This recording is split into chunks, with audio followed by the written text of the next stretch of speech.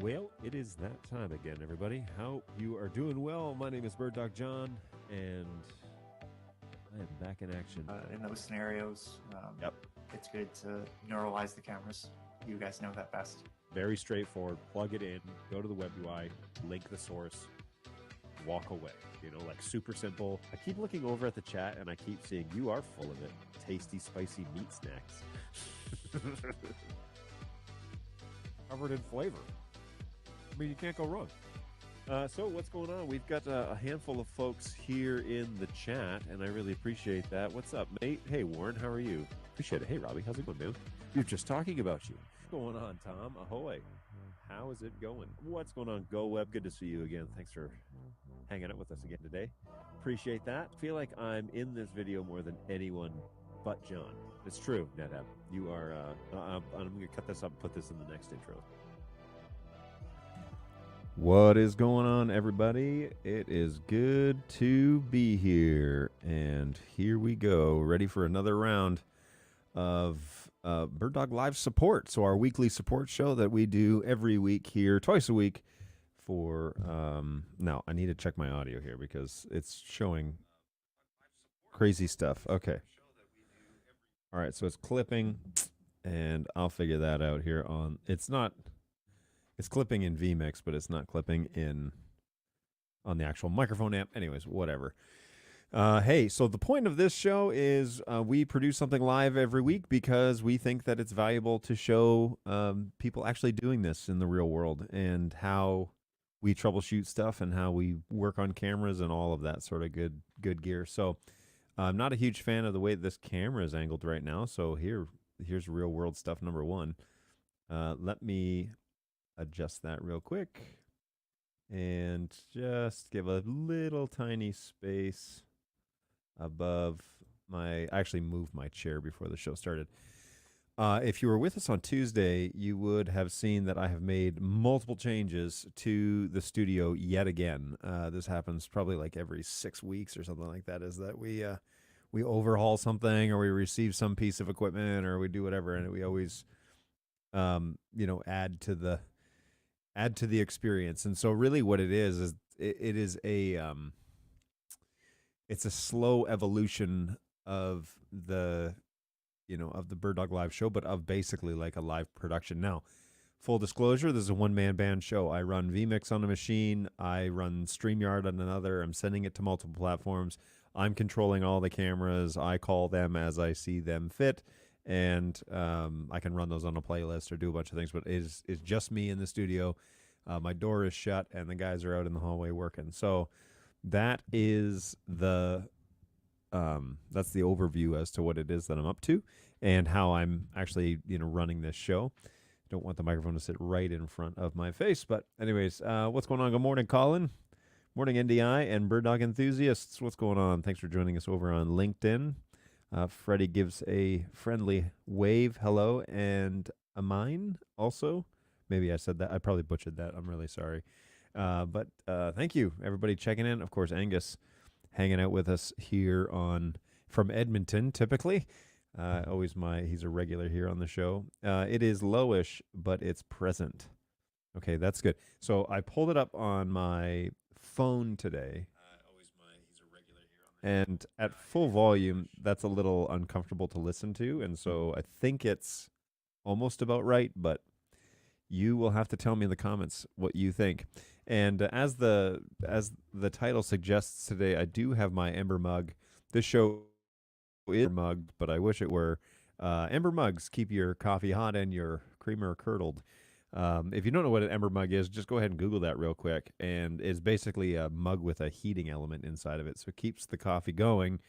If I forget to drink it over the course of the next hour and a half, it will still be hot at the end of the show. So depending on how much content we have to cover and how much talking I'm doing, will dictate how much coffee I have consumed. Now, I just made this pot of coffee, and so I'm pretty excited about it because it is the West Virginia coffee that Brayton brought back last weekend.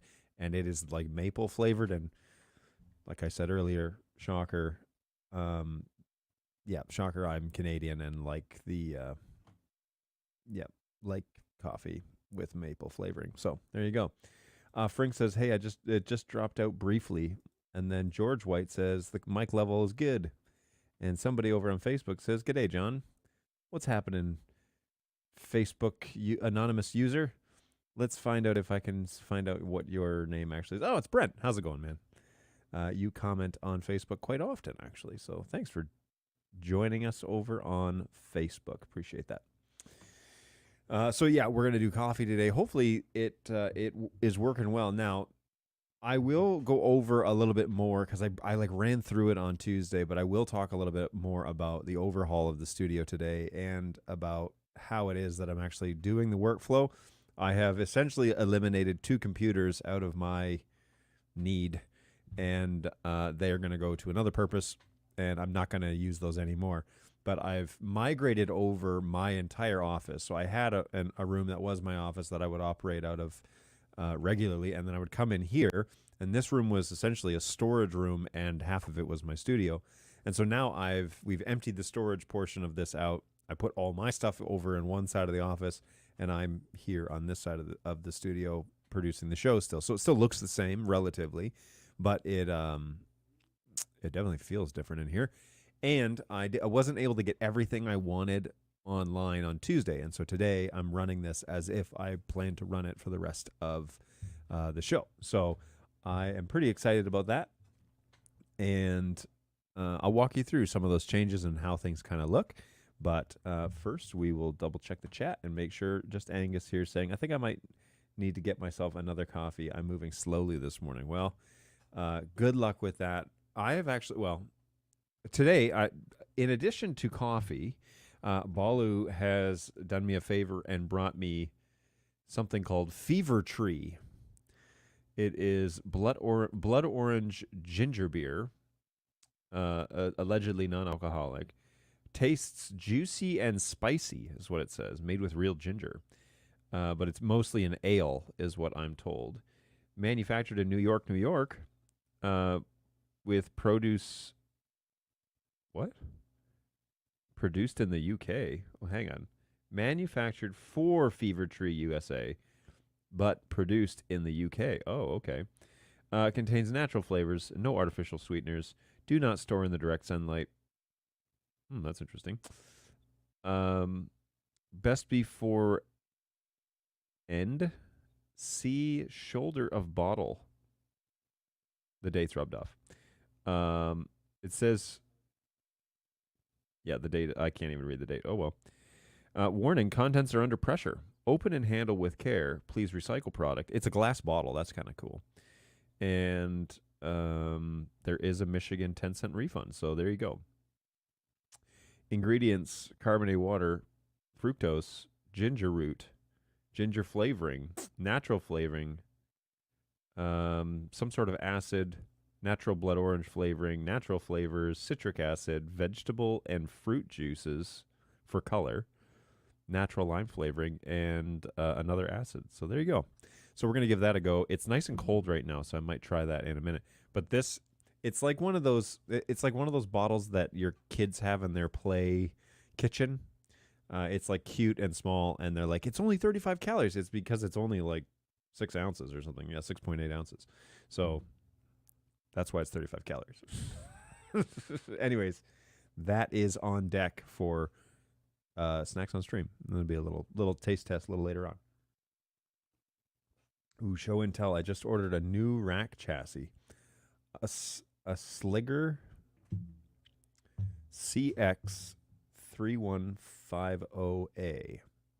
All right, let's go over to the Google and just go ahead and type that in. Now, one of the changes that I made to the studio is that, where is vMix? Here we go. Is that there is a camera that you can see. My TV is now on this side, and it's a full-on 55-inch TV. I used to have a Samsung 32-inch television that was up here kind of in the windowsill area, and I've now moved that over to another computer that's running on my desk, and now I'm using this 55-inch so that my aging eyeballs can see all of this. But actually, truth be told, the real reason is because I want to be able to show you my desktop and it to be nice and big. And so that's what that is. So we're going to jump back here and just type in CX.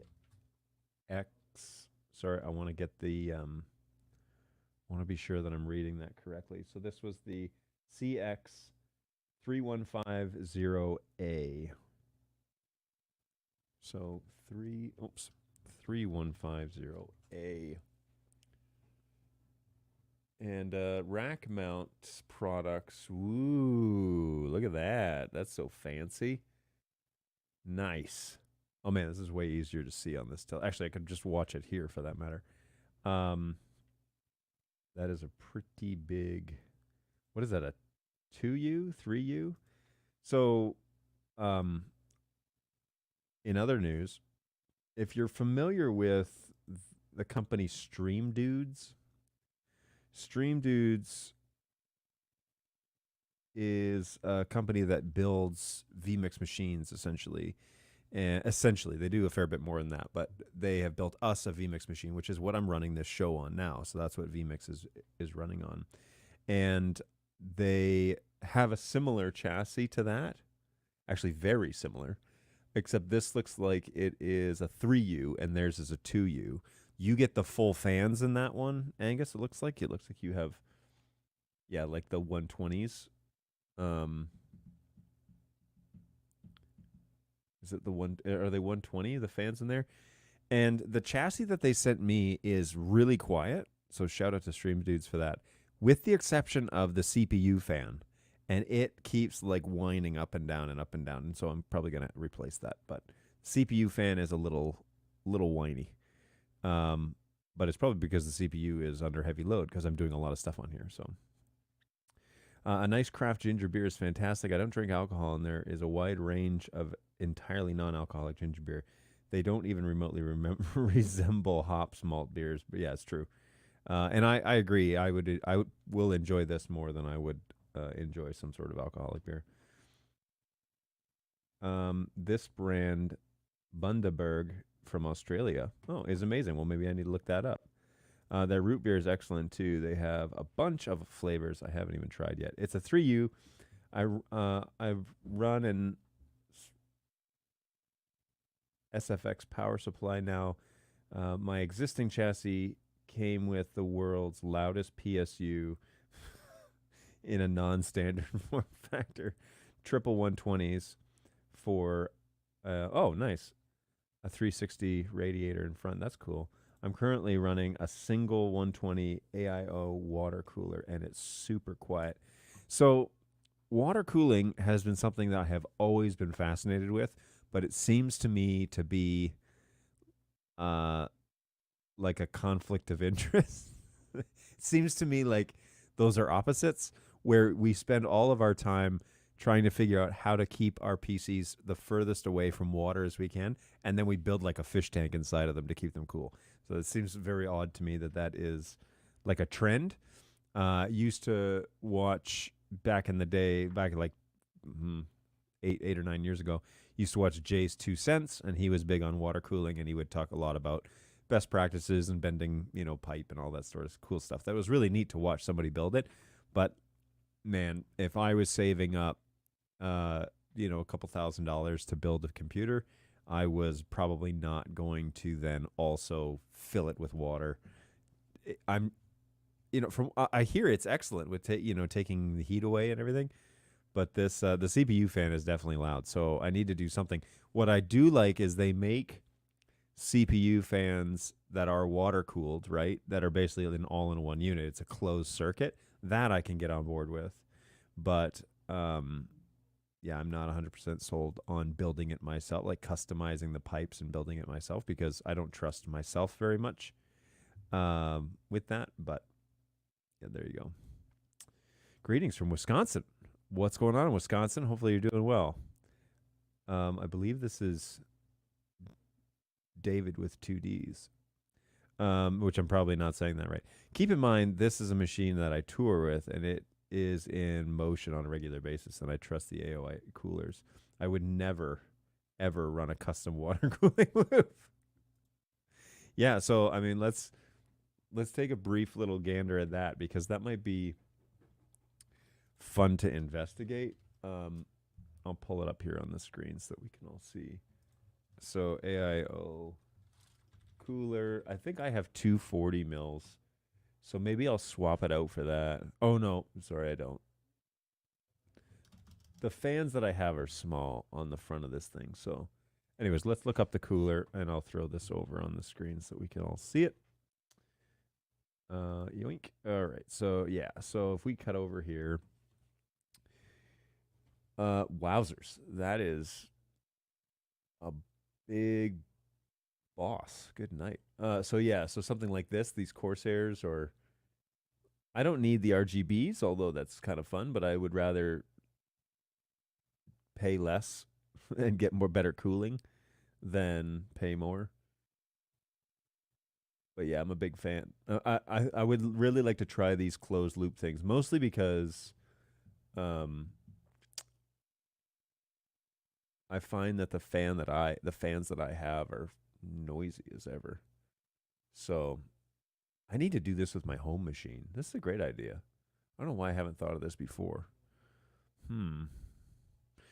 The other issue is in my home office, there is a whole lot of heat in that room. So when I get doing something, especially if we're using like VR or whatever, good golly, man, it gets cooking in there fast. And then it's trying to figure out how to cool down the room without. Anyways, it's not a great room to be running a hot computer in, basically. But one thing at a time, folks. One thing at a time. I use and trust the Corsairs. I agree. RGB is a waste on a production machine. No thanks. Yeah, and I don't know what. Maybe we could look it up because if we go over here, I need to have Stream Dudes on the show because they sent us this thing and it's stinking cool. Stream Dudes, it's a dude rack. It's the dude rack. This thing right here. I'd love to see more specs. It's this one here. 2U. View more.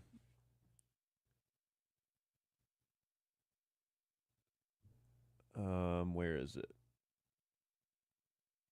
Download, view the spec sheet. So this is just kind of their, I think this is their out of the box model. But I guess I could well, I can't really read that. Shallow compact 2U rack chassis, hot swap SSD drives for media drives not included. It's true they didn't come with any.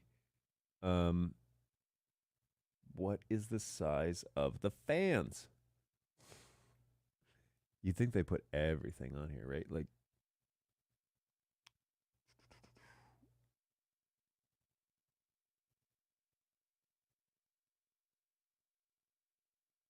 guess not.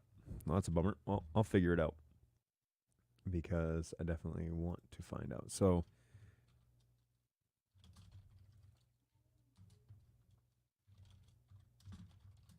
let's just find out what we've got here.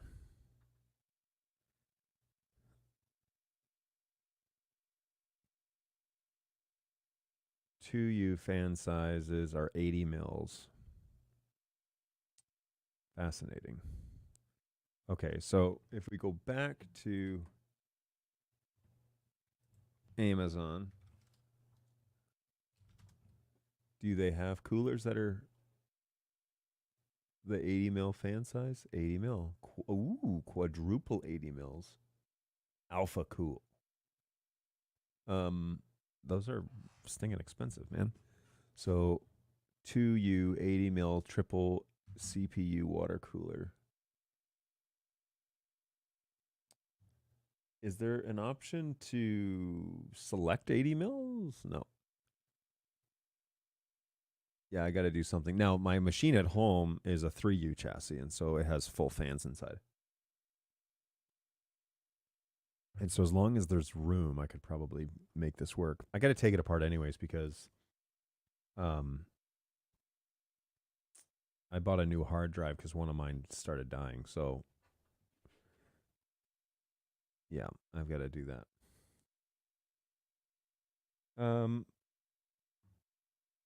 So we've got one. Got a question here. So hey, I've been gone for the past couple of weeks. I came in late this morning. Since we're talking computers, do you recommend a separate computer for NDI when in a production setting? Example, one box for vMix, another for NDI. Well, what are you doing on the other one? Like on this machine, I'm running vMix. I'm running, you know, NDI webcam input. I'm running studio monitor, like a few things, and that seems to be fine. But if you were like to run it as a central server, if you were going to run it as discovery server, all of that stuff, you might want to start considering having multiple machines, especially if your budget permits it. But it depends on what it is that you actually mean about that, because the it is going to chew up processing power. And I have found, like, look, I ran a little gaming NUC, which was not a gaming NUC by any means, for quite a while as my main computer for vMix, and it worked just fine. We did hit thresholds that I wasn't thrilled with, but we hit some thresholds, and that was, we had to mitigate that with the GPU encoder. But beyond that, it really depends on what you plan to do, what you want to do with it. Because if you are, like I said, if you're just running like NDI tools, that's one thing. If you're running vMix and replay and like a bunch of stuff, then that's probably not going to work out so great. So, can you be a little more specific, and we can maybe tell you what to watch out for? And I just realized that, so I have a sound effect channel. This one, channel 16, and it was currently off. I think I did it yesterday. So because I hit this when the show started, and it didn't go, and so I'm not too sure what happened there. Other than now, I know what happened there because I had turned it off yesterday for a meeting. Actually, I turned it off yesterday. Well, it was on, and Homer Simpson was talking by accident because the stream deck fell and it pushed a button. Anyway, so that's my story. That's what I'm going with. All right, let me go back to the chat and just see what's going on. Bird Dog Software, Multiviewer, NDI tools, and cam and comms. Yes, I would then definitely recommend a different machine to run those softwares. To be full transparent here, the softwares that Bird Dog designs are not load tested with other programs running parallel. So if you're planning on running Bird Dog Multiviewer, if you're planning on running comms, you need to know they're not tested with running a bunch of other stuff simultaneously. Okay, it's assumed that the software is the software that's running on the computer for that purpose. So it doesn't mean you have to have a computer for every single program. Just know that is how it's QA'd. That's how we check it. So if you are experiencing issues, it could be because you're running multiple things. But if you're running vMix, which is quite a heavy lifting program, like it does a lot, I would definitely put a second machine on to do the other NDI-based softwares, like especially Multiviewer, because Multiviewer is great. I'm running it right now on a separate computer. However, I'm running Multiviewer on a machine that is only running Multiviewer on a monitor full screen. It's not sending it out NDI. Not to say that it won't do it. I just don't need it. So I'm showing a Multiviewer full screen, not NDI, just full screen out of Multiviewer. And I can show you how to do that if you wanted to see. But basically full screen so that we could, so I can just see Multiviewer. This is a part of that new studio setup that I'm talking about because I've made some changes. You can see the TV behind me. Made some changes, and that's the way that's kind of like mapped out to work. I really like this workflow better. The thing I can't figure out is this boom stand. How I want to position the microphone, because this shot looks fine, but this is the one where it's like if I move it away from my mouth and then I point it at my mouth, you see like all microphone, right? Because it's a pretty long mic. But if I put it in front of my mouth, then you can't really even see me talking. You don't see much microphone, but it's kind of like it blocks me presenting. So I don't know. I think I'll take your word on it, but go ahead and let me know in the comments what you think I should do with the microphone. Hey, I run cam control alongside vMix all the time. I've never had an issue with that, but I don't run lightweight machines. That is true. You are notorious for running very decent computers in your productions because you have an expectation to keep, that you want to deliver on. Hey, that's a neat view. I like it. Yeah, so that is the P110. Yeah, the 110 that used to sit next to my monitor. That's now moved over because the monitor's gone. That's moved over, and of course my TV is behind. It's kind of like a over the shoulder like podcast look, and I think that this would be my camera if I were to have somebody in the studio to interview.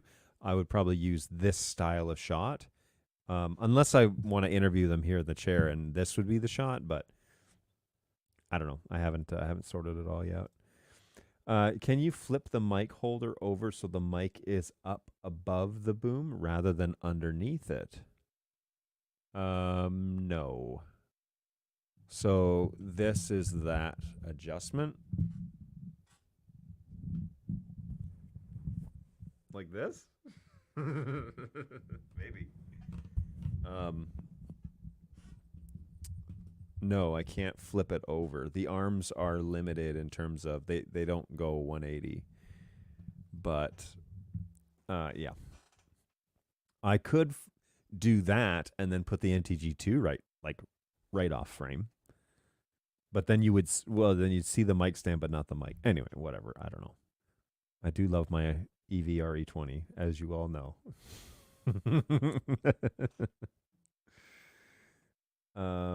Hey, good morning. What's going on, MTash? Welcome back. Morning, John. Was hoping to have my 4350 delivered, but by now, but alas, no. They're supposed to get to the distributor tomorrow. Fingers crossed. Absolutely, we're all pulling for you on this one because I want to see the 4350 personally. I would love to put it in this rack and get her going, but that's not high on the expense list right now for me. So you'll have to tell me more about that when you get a chance to experience that firsthand. I'm looking forward to hearing from you about that, by the way. When I'm looking at the CPU usage of the Play or the P200, it will say CPU usage 87%. Is this the CPU of the device or the computer that I'm using? I've tried to play, for example, on 2 different computers and it shows CPU load 87. That is the CPU load of the BirdDog device. That's not reading back your computer. It's reading back the CPU load of the actual device itself. And that sounds like you're running maybe like firmware 14, maybe 18 on Play. So we've done a fair bit of work to lower that CPU usage. And I think we should hear more about that soon. Fingers crossed about bringing that. Well, I don't know. Whatever the solution is, but I think that that is the CPU usage of the BirdDog device. So inside each of the devices, there's essentially a CPU, and that's the processing unit, and it's telling you how much it's using. That would look a little wonky. I run a Rode NT USB mic as my online meeting mic on a Rode arm. My camera framing is tight enough that I can keep the mic just out of the shot. Yeah, I mean, I could move the stand to that side of the desk and then have it basically come over and point like right, at me. But then I wouldn't get to use my RE20, and I genuinely love my RE20, so it's a good one.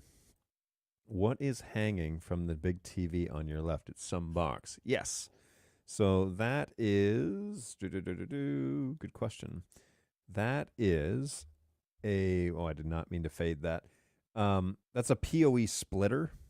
So it's actually the way that I have been running some BirdDog Play devices. So it's a PoE splitter. It's made by TP-Link, which their splitters seem to operate all right, and there is a variable voltage on it, which is super nice because we have found out post-launch of the Play that a lot of TVs are only 1 volt, and that's actually not enough to run a Play properly. And so we need 1.4 or better. 2.4 would be more desirable. So that unit runs 1, 2.4, and 5 volts, I believe, and you just select it as you need it, and then you send it PoE, and it splits it off, and it outputs PoE via USB-C, which is what the Play is, right? And so, do I have a Play here, sitting here somewhere? Thought I did. Man, I've been moving so much stuff around in this office. I guess I don't have one sitting here right now. Oh, it's over there. So yeah, USB-C. It basically outputs at USB-C, and then you can call whatever voltage you want, and the Play will, limit down what voltage it needs, but obviously it can't operate with too little voltage. So good news there.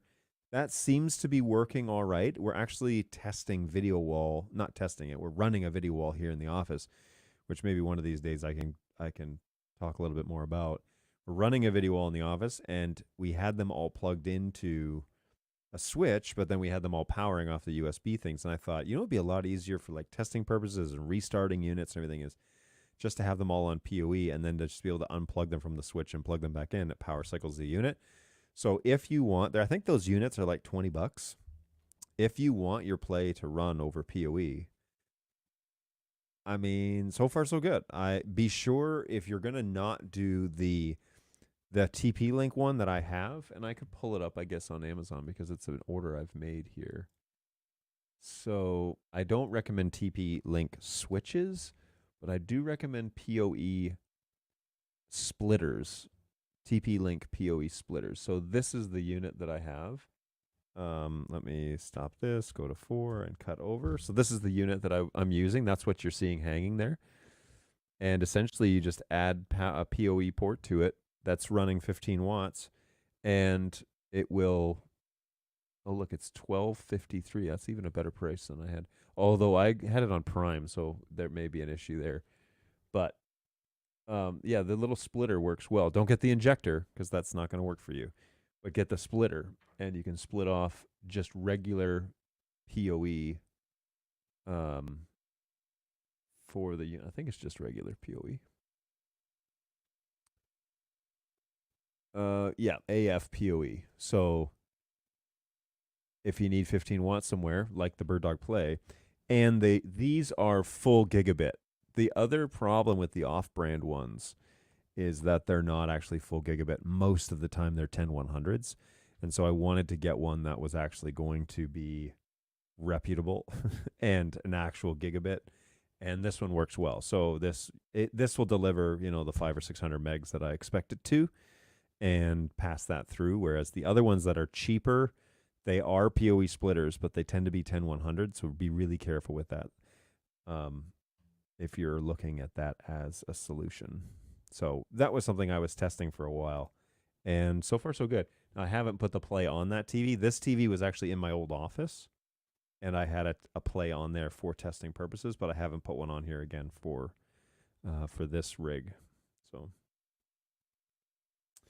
personally, I don't find the mic in your shot bothersome at all. It's just all a part of the setup. Yes, I agree. I'm just trying to figure out how to make it not quite like such a major part of the shot, but I actually like it in terms of this is the look of my show. And so yeah, I don't mind. And if people want to ask me about it, it's an expensive microphone that sounds amazing, so that's why I use it.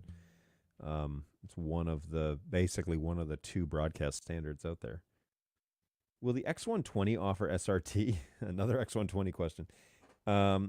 Any more advanced info on SRT for the Flex? No, there is no news on SRT for Flex, mostly because I'm not entirely sure what the plan is for Flex, like when the next update will come for Flex. So I don't even know when that'll happen. I believe on the spec sheet for X120. Well, let's look. Let's find out what the official word is, because we really don't want to say something that's not listed in the specs. Technical specs. Video interfaces for this is going to be the official public video outputs, NDI HX2, HX3, SDI, HDMI, and USB. So US or UVC. So USB-C. Okay. The IP protocols are going to be NDI-HX control interface, NDI-HX, VISCA IP, and serial. There is no mention of SRT on the technical specs for X120. We just skim the, well, we can just look for it, right? So find, there's no mention of the SRT standard on the X120 overview page. So let's not hope for something that is not published. Well, anyway, let's leave it at that.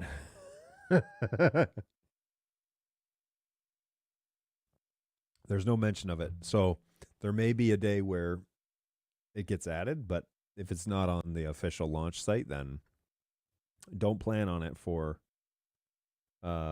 day one, that's for sure. But currently it looks like that is not the plan. Now, the X120 has a different engine than like the 100s or the, even the P110 120s. It's a similar frame size, but it's a different brain. And so I don't even know what sort of capabilities we won't know until we get one, really. What sort of capabilities in terms of processing power it's going to be able to perform with, because it is a lighter weight. The point of it being less expensive is because it's a lighter weight camera. It's not as sophisticated as the P series. So now it does do Wi-Fi, which seems to be kind of a sophisticated process, but it does Wi-Fi with HX, and it doesn't have full NDI on board, right? You notice that in the tech specs. It's just HX2, HX3 that's listed. So watch out. Be sure that you're careful if you're planning out your installation. Don't expect the full NDI protocol out of that camera, because it's not going to come with it. I was told by pre-sales that the X120 USB port will be software updated to become audio incapable. Audio incapable. You heard anything about that? No, I have not heard about audio in, because the USB-C port, I believe, currently from what I know about it, is dedicated UVC, potentially UVA. Let me go back there real quick. So audio out. Let's just take another look at that specs, because we need to. Okay, tech specs for the X120. And let me do you a solid here. I'm looking this up on my other machine, so I can even just share that screen with you. I don't know why it doesn't do it right away. Okay, here we go. So X120 is here. Camera, mechanical functions, video format. So UAC is audio. So UVC is video, UAC is audio. If we go down to mechanical, what do we have here on board? Nothing there talking about audio, and nothing here talking about audio. So let's go ahead and take a look at the physical camera.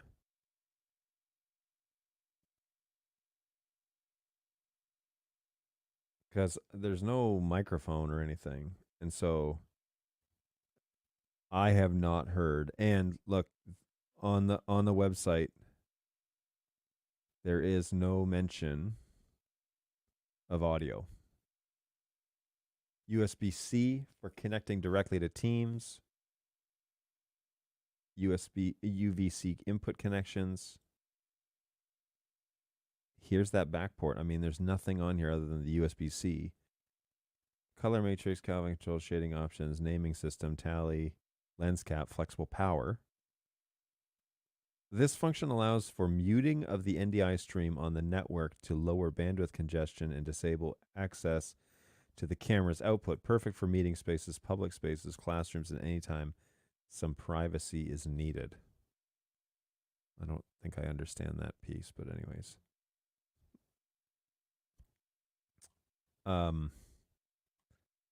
I don't see any sort of promotional material on the X120 site about audio,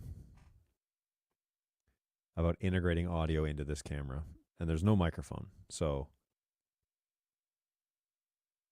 I think that's safe to say, according to the promotional materials, I think it would be safe to assume that it's not there.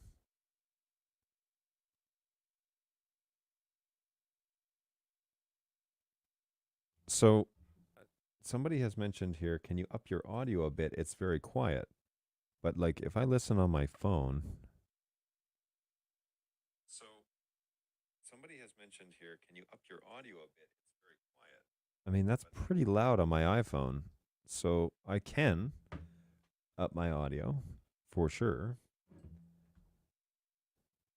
But I don't want to get this, too, whoops, sorry. I don't want to make it too much because we'll start clipping.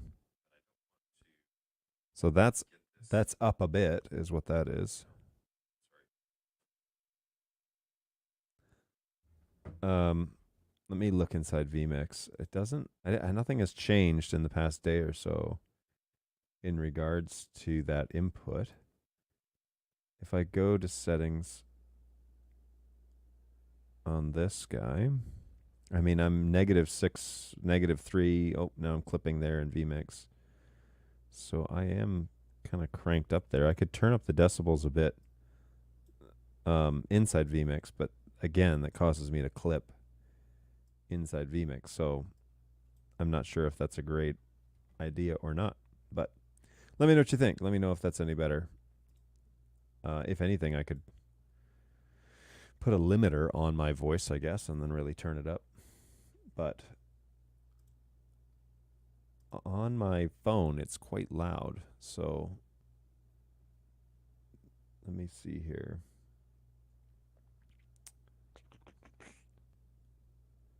All right, so waiting for my pre-order with anticipation here in the UK. I'm hoping pre-sales were not mistaken. There was never a mention on the site, hence the question to pre-sales before I placed an order. I don't know. There would need to be a dongle, which I have not seen any sort of diagram for that it comes with it, but maybe I'll be surprised. I have not heard of that being an option. Now, I definitely could be wrong, and Phil might be able to tell me different, but yeah, I don't know there to be an audio function on this camera. It does talk about NDI mute, which why would it talk about mute if there wasn't an audio function, right? But that's why. But yeah, there's no audio jack or anything like that. So I can reach out to my guys over on Teams, see what pre-sales has been told. Whoa, it is now pouring rain outside. Let me check with pre-sales and see, because I haven't heard anything of that. And typically, well, the fans just kicked on the stream, dudes. Pre-sales, let's see.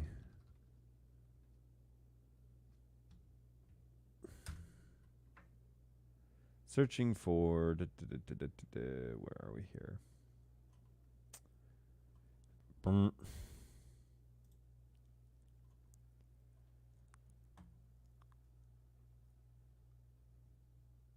see. Product management, no. Project management, no. I need the pre-sales guys. Boy, I have not communicated with them recently, apparently. One moment, please.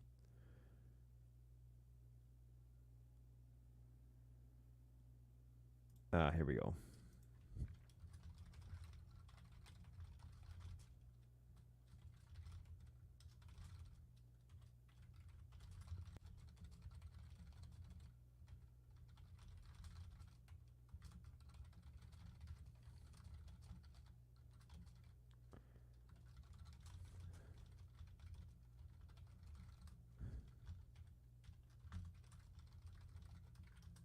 All right. let's see what they say. I'll shoot that message out and see what comes back.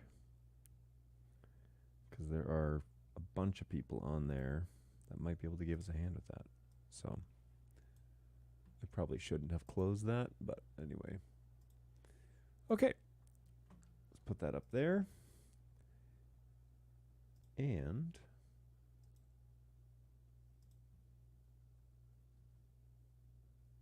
yoink.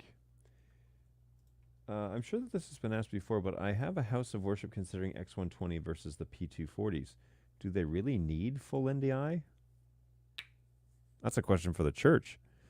I mean, what are they going to use it for? Are they going to use X120s for IMAG? Because then they need full NDI. They need lowest latency possible. But like the 240 has in the lens world has a nicer lens than the X120 will. Like it'll handle colors a lot better. Now, it'll be a broadcast lens, so it's going to need proper lighting, right? Like you do need to light the subject and the stage correctly and not just have a general like 2800 Kelvin wash. You need to have like proper lighting for a broadcast camera. Whereas we have a lot of reports of like people using 100s in poor lighting environments and they work pretty well. So there's that. You can always physically plug in the X120, but you're still going to have the latency of the NDI HX encode. So it will be slower. So if you're not doing IMAG and you're streaming, then it doesn't really matter, right? Because the latency is not the end of the world. It will matter a little bit if you're trying to steer them and follow subjects on stage, unless, maybe you're using cam control or something like that to do that automatically. But, the 240 doesn't have a wireless option. And so because we're doing such low bandwidth HX stuff with high latency, you can get away with running a lot more of them or running them over Wi-Fi if you need to. If latency and the video coming back, to the production suite is not going to the front of the house, then yeah, they'd probably be all right. Now, if they have a great production and they really like what they're showing online, they decide, hey, why don't we take this camera feed and send it up to the stage? Then you're screwed because it won't be fast enough for IMAG, I don't think. Granted, this is coming from a guy who hasn't seen the X120. Matter of fact, nobody has seen the X120 yet. And other than, I think there's like 2 or 3 with the sales guys and their pre-production models. So when it launches, that will be the time to tell, basically. But in the camera world, I mean, the 240 is kind of the new Bird Dog flagship, if you will, because it's the 200 series. It took over for the 200, now it's the 240. It's basically the next generation of that. But there you go. I think there's lots of questions there. What are they using it for? Are they just fly on the walling the service and piping that out to the YouTube? Then like latency is not really a problem. You'll have to line up the audio, but the latency is not really the issue. You're gonna have to line up the audio anyways. But if you are planning on expanding this and showing these cameras up on screens in the front of the house, then latency is going to be too long, and you're going to need something faster than that. And the 240 would be the next in line to that conversation. Now, I'm very excited for the control app to update to tap to position like Canon PTZ Control does. I was told that this was on the roadmap for sure. Geez, there's a lot of I was tolds in this thing. The church will fly on the wallet for streaming only. Yeah, I mean, then you'd probably be fine as long as they don't fall in love with it and they want to throw it up on screens.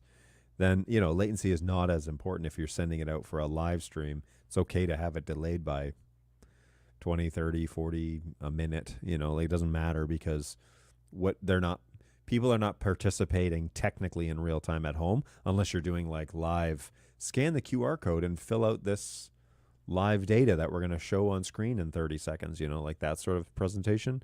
But in short, for the most part, for what most churches are doing, yeah, X120 would be sufficient in that regard. I'll have to look at the roadmap for that comment because, again, I don't know. I have not been shared that that was on the roadmap for cam control, although it very well could be. Why will you not go? I wonder. Okay, here we go.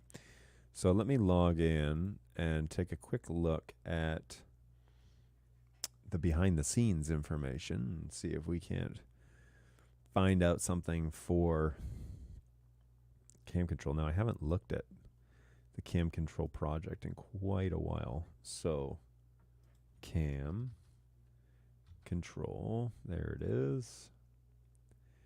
Cam control roadmap. Let's take a look.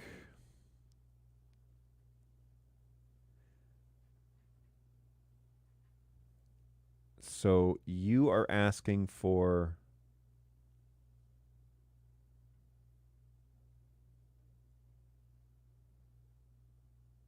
let me just read your comment one more time.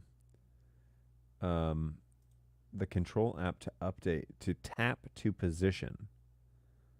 Tap to position. Camera functions, there is a roadmap item in here that says camera functions to be executed based on touch on area of screen. So that sounds close to what that is.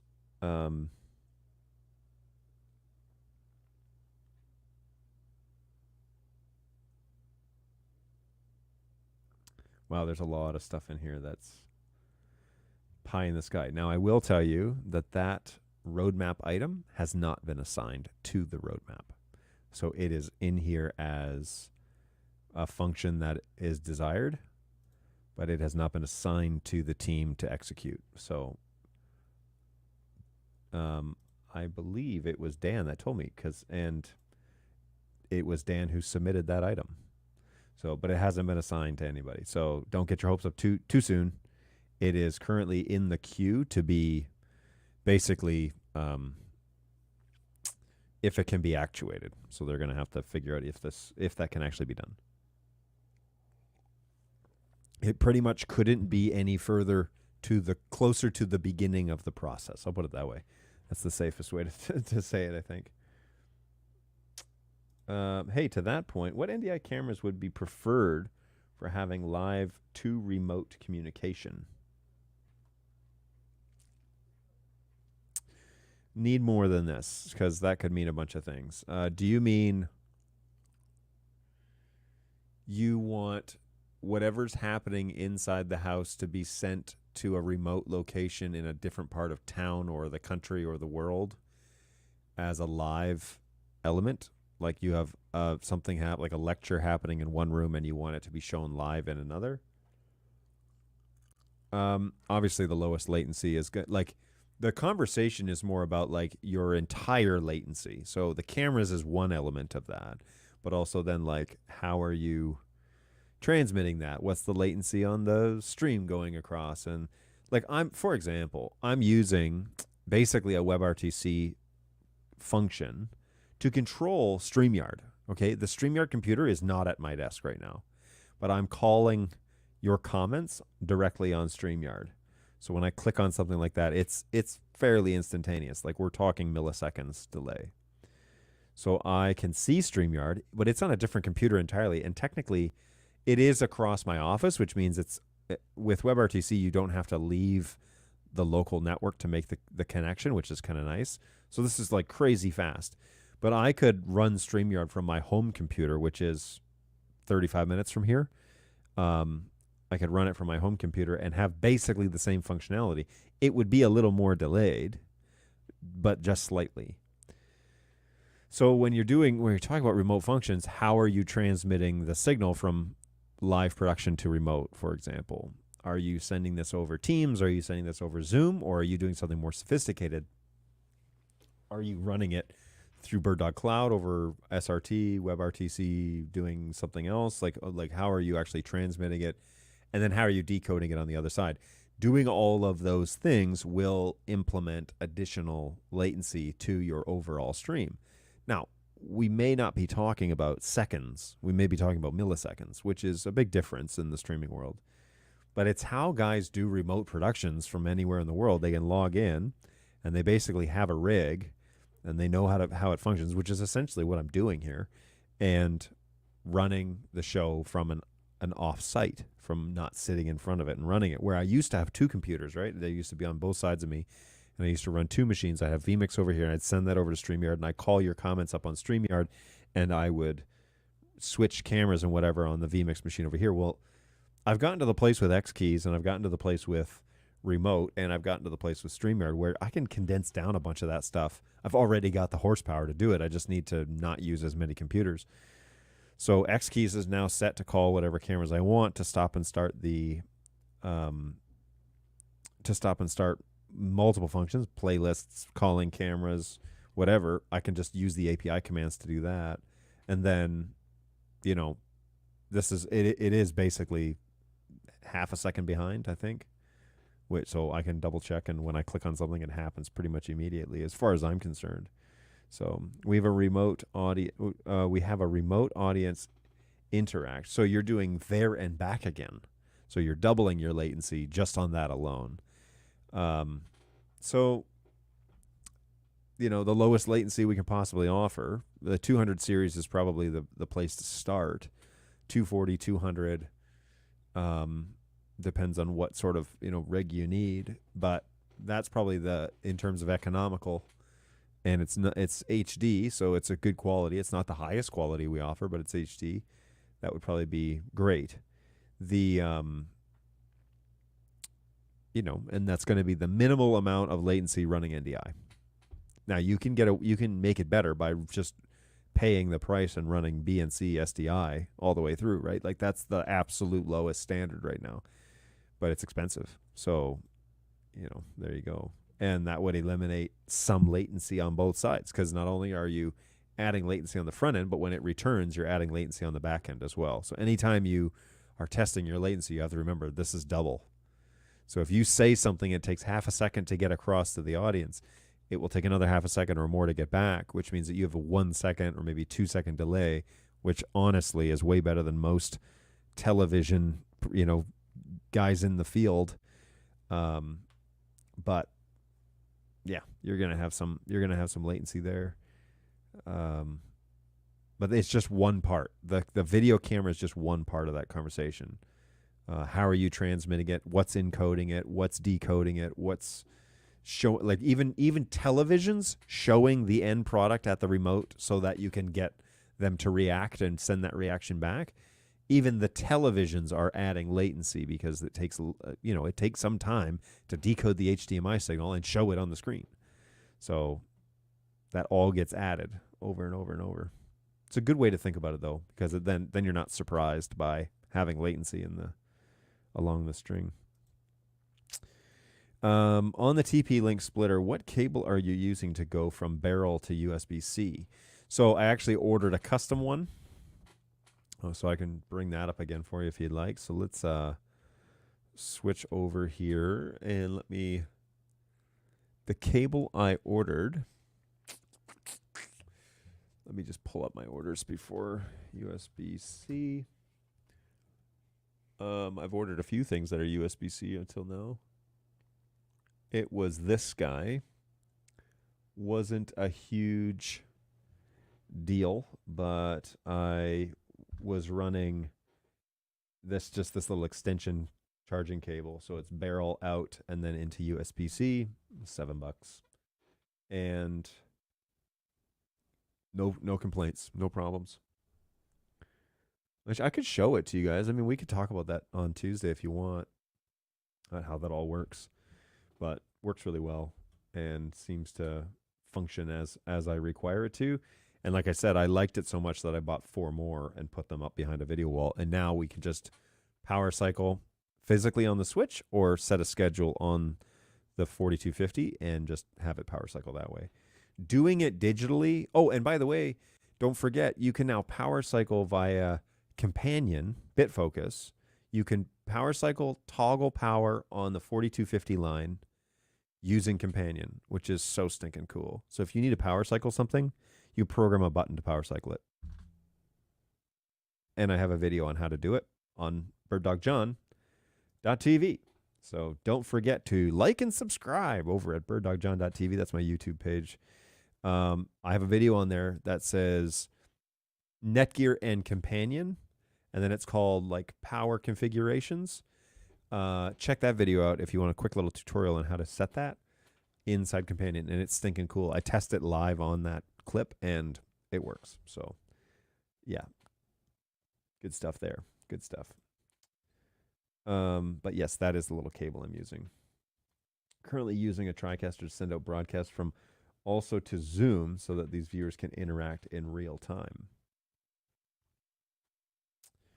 Yep. That is a pretty well. It's a very consumer safe version rendition of how to do that. Mostly because like a lot of people know how to use Zoom, right? Log into the room, then you can see the show, and we can see you. That's fine. That's a good way to do it. A more sophisticated way would be to run it over BirdDog Cloud, and you could send it across. You basically send the signals up and then route the signals the way that you want them to go. You can send them basically directly across, lower latency with SRT, and then decode them on the other side, and then send a return feed back with the BirdDog camera. And it would be a similar experience, but you'd have a full screen. It wouldn't be Zoom. You could marry the audio in however you'd like to do that for how the room interacts, and do it that way. Unless you need it to be like multiple people in multiple remotes, then Zoom kind of does that a little bit more natively.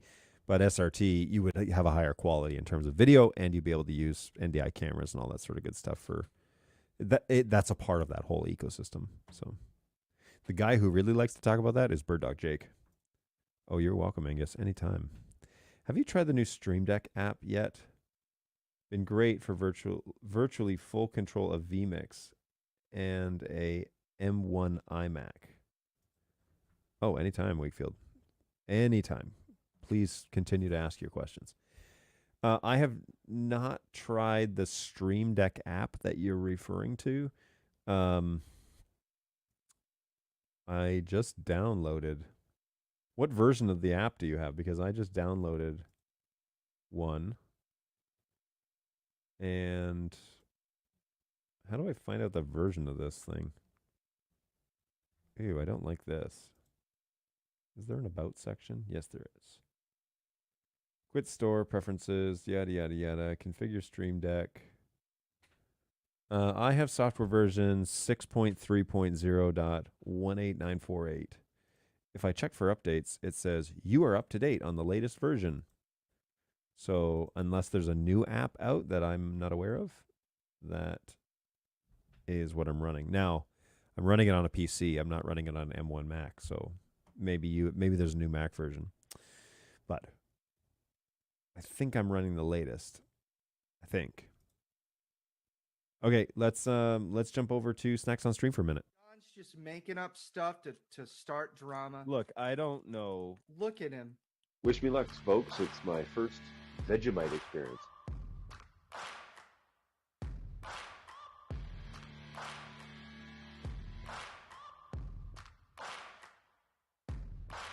Final, this is like cheese flavor or something. It doesn't really look too appetizing. Good golly, this is something else, man. Here's the thing about Pop Rocks, and I don't know if I'm the only one like this. Pop Rocks have always been a social experience for me. I did not think that is what you were going to say. That's hilarious. That is awful. Oh, gosh, that's so bad. Jeez. Holy smokes, man. Yep. Snacks on Stream. Today we're trying Fever Tree Blood Orange Ginger Beer, non-alcoholic, and with real ginger. So there's always that. And I'm just going to check my audio sync on YouTube just because I'm watching the video and it was off in places. Doesn't look too bad on here, so I'm gonna live with that. But whoops, cancel that. Don't need to make an emergency phone call. All right, let's try that again and join up live. Come on. Come on. Why? Why won't you? Okay, there we go. All right. So, yeah, today we have a special treat brought to you by Balu. And it's only 35 calories, but probably because it's only 6 ounces. So, we shall. Now, is this a twist off? It is not a twist off. So, we're going to have to remove the cap somehow. And today I'm going to use my trusty Kershaw knife. A man without a knife is a man without a life. Kershaw. That's not their slogan, by the way. I make up slogans all the time, but it is 100% not a twist off, and so I'm going to have to pry this off with my knife. That's all good, and we can continue. I should jump over to back to the chat just so that we can continue to. It's a touch off, but it's not awful. Thanks. It's not awful. I love this broadcast. Keep up the great work. Well, thank you, Facebook user. Version 2.1.0.89. Stream Deck Mobile. Oh, very cool. Okay, I'll check that out. I appreciate the shout out for the love for the show. It is something that we've been building for multiple years at this point, and hopefully, you guys feel like it is a community worth hanging out. So that was the whole point. Is there were a lot of people a lot of companies, and this is not saying it's a bad thing, but there's a lot of companies out there that basically use streaming as a marketing gimmick. And whether that's good or bad, like whether they should or they shan't, man, so close to this thing popping off here. Whether they should do that or not. I just made a giant mess on the table. A lot of people just see it as a way to talk, to do more sales stuff. And that's fine. I mean, do what you need to do. But I find that you definitely miss out on demonstrating that you are like an actual real company if you just spend the whole time talking to your customers as if they're your customers and not like, genuine people that are in the field trying to do stuff. And so the point of this show was more so to just talk to people and like be available. I mean, originally it was because everybody was, oh, just call me. I was like, look, man, I don't have time to just call you. I was basically a one-man band. And we didn't have that luxury. I didn't even have a phone for a long time. So what we want to do is be available a couple times a week. And I know that it's not super convenient for every time zone in the world, but at least we are online a couple times a week. And people send me questions that we try to answer on the show and get their answers back, right? So, yeah, it's good stuff. And hopefully that is valuable to whatever it is that you're up to in your side of the world. So, let me see what we got going on here. I retired early, so never miss a live show. Good. Glad to hear it. I just found this show today. I'm enjoying it already. Excellent. Where did you find it? How did you stumble across it? Anybody else? Everybody tell me where you found the show, because I always wonder. We crossed the 300 subscriber threshold last, like Friday, I think, or maybe it was early this week. But over on YouTube, on the birddogjohn.tv site, we crossed 300 subscribers, which is for this show. That's I feel like that's kind of significant, right? Because 300 people want to tune into this. I mean, that's saying something. If I go to your channel, where is that? Here it is, your channel. And I can share this. 306. Oh, my goodness. So, yeah, we've gained 6 people this week, evidently, or 7 if we count the ones that crossed that threshold. Let me change it to share this tab. So here's the channel. And yeah, 306. So that's pretty cool that people are jumping on board. And I do find that as time goes along, you slowly roll a little bit quicker in terms of like people noticing you, and that just comes with like being available. Why is this posted here twice? I don't like that. But everything that I do on this show shows up on this channel. So if you're interested in hanging out with us, or you want to know where to find out more about what Bird Dog's up to, birddogjohn.tv, that's where everything happens. And yeah, welcome aboard. For all of you recent subscribers, thank you for that. That's great. Very excited that you're along for the journey, and I'm glad you're enjoying the show. So now we're going to try blood orange ginger beer made with blood orange flavoring, and it's only 35 calories per bottle. But I forgot to bring a bottle opener, so some of those calories ended up on the table. Anyways, here we go.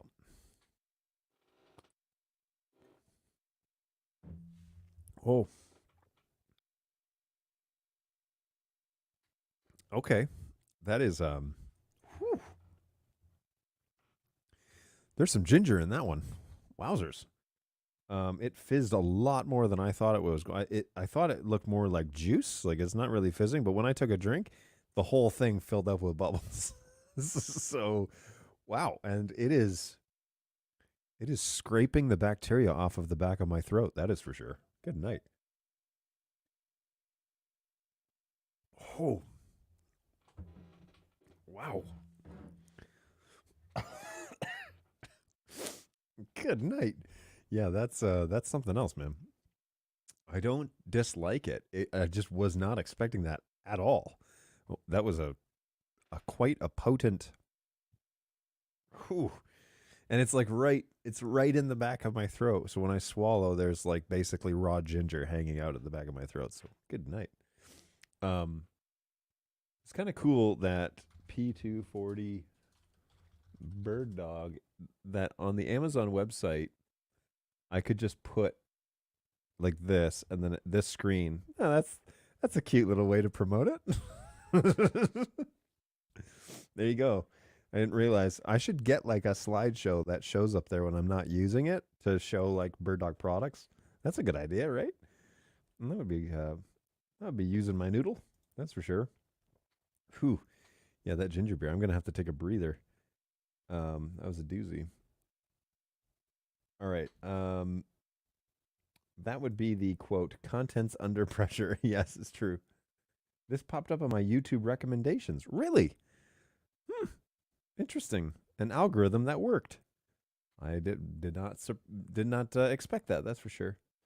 The YouTube sidebar offerings with the live icon on it while I was watching the NDI keynote. Okay, cool. And I just subbed. Thank you.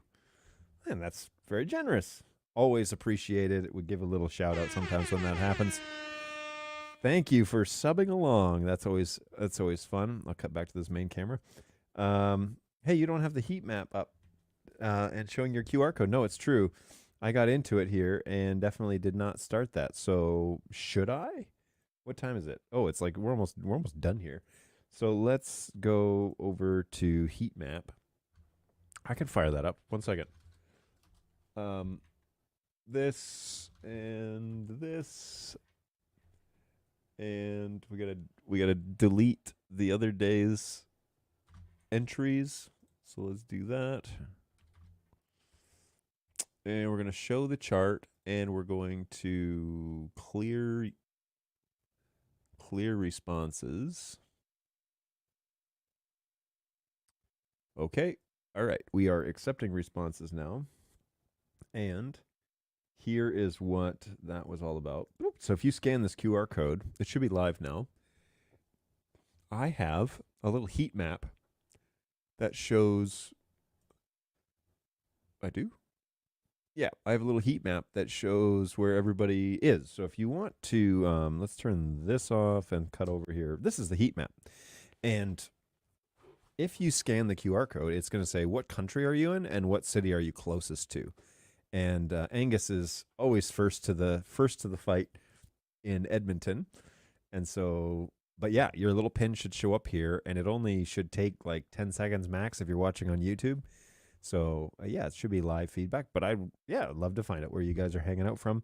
We've had like fluctuating numbers through the show, but we've been flirting close to 20, and I don't have anything planned. Like I didn't really have a topic for today. I want to just drink coffee and talk NDI, and we've had a steady flow of people watching the show. So thanks everybody. That's always fun, and you guys have been super positive about the show too. So that's always nice. It's crazy to me that people are stumbling upon the show, but great. I mean, I'm glad that it's working. So that's cool stuff. There's MTash saying, hey, you don't have that heat map up. So there it is. There is the heat map for today's show. And yeah, your little dots will appear. Look at that. Look at you all showing up, all 5 of you. Thank you.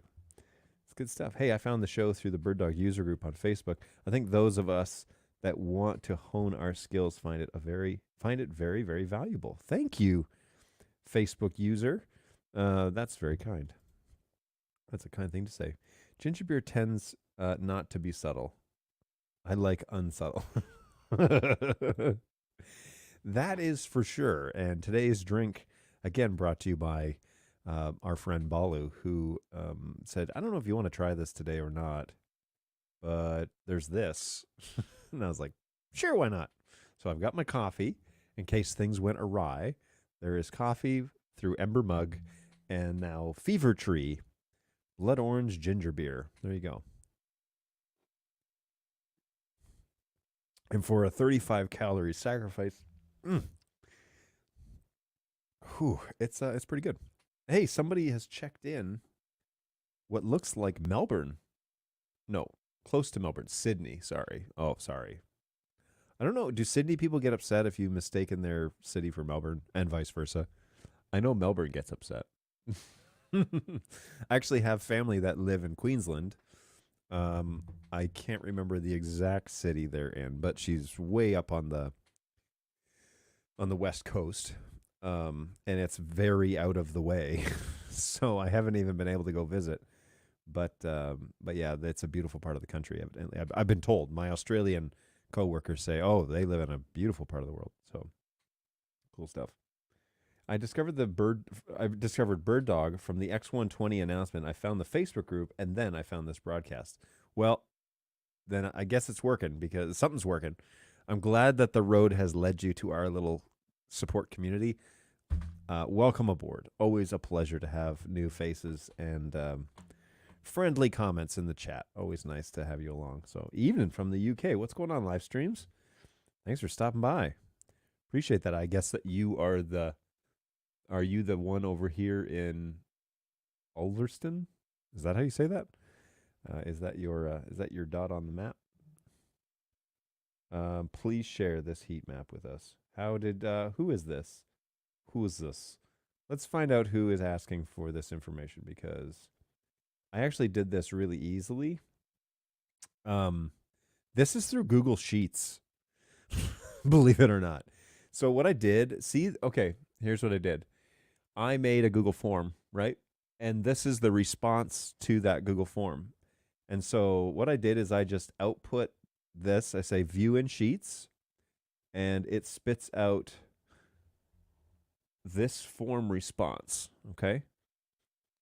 And then I take this information and I say you can add a world, using the data, show this data on a map, and you add a world map. And then if you right click on that map, you can say show it on a separate chart, and then you can color the ocean blue, and then that's it. And it's free with your Google account. It took me a couple of days to really hash it out and figure out how to do it. But yeah, that's all it is, oh, you know what? Let's go back to that. It's a free little heat map to show where everybody's looking from, and they have to volunteer to fill out the form. And then I made the form shareable. I took that copy link, that form link, turned it into a QR code, put the QR code in StreamYard, and then I just show it when I'm ready. And yeah, that's good stuff. So how to do it. Our sports fans would love it. Yes, so that's all it is just a Google form. Now, you can also show this data not as pins, which is what this is, which the green dots are a little bit extreme, but you can color in the countries that they're checking in from. So as the countries have more and more people reporting in, it would be green would be the maximum, and like you could pick a different color, and then you'd have like a spectrum between them to show we've got 50 fans in Canada, but we've got 120 fans in the States. You know, they would show different shades of between that spectrum. They would show different shades based on how many people have checked in. So in this instance, the pins just show one pin per city. Okay. But if you change it to country, you can shade in the whole country, and it would kind of like show various colors based on that. So yes, Google Sheets for the win. I was researching how to do heat maps, and all of the options online are paid for services. Now they're beautiful, but they're paid for services. And I was like, I want this, but I don't want to pay for it. It would be nice to have. Well, now I have it, and it's free. It's just, I just use Google Sheets to do it. And when you're done, you can either duplicate the thing and change the QR code and all that crap.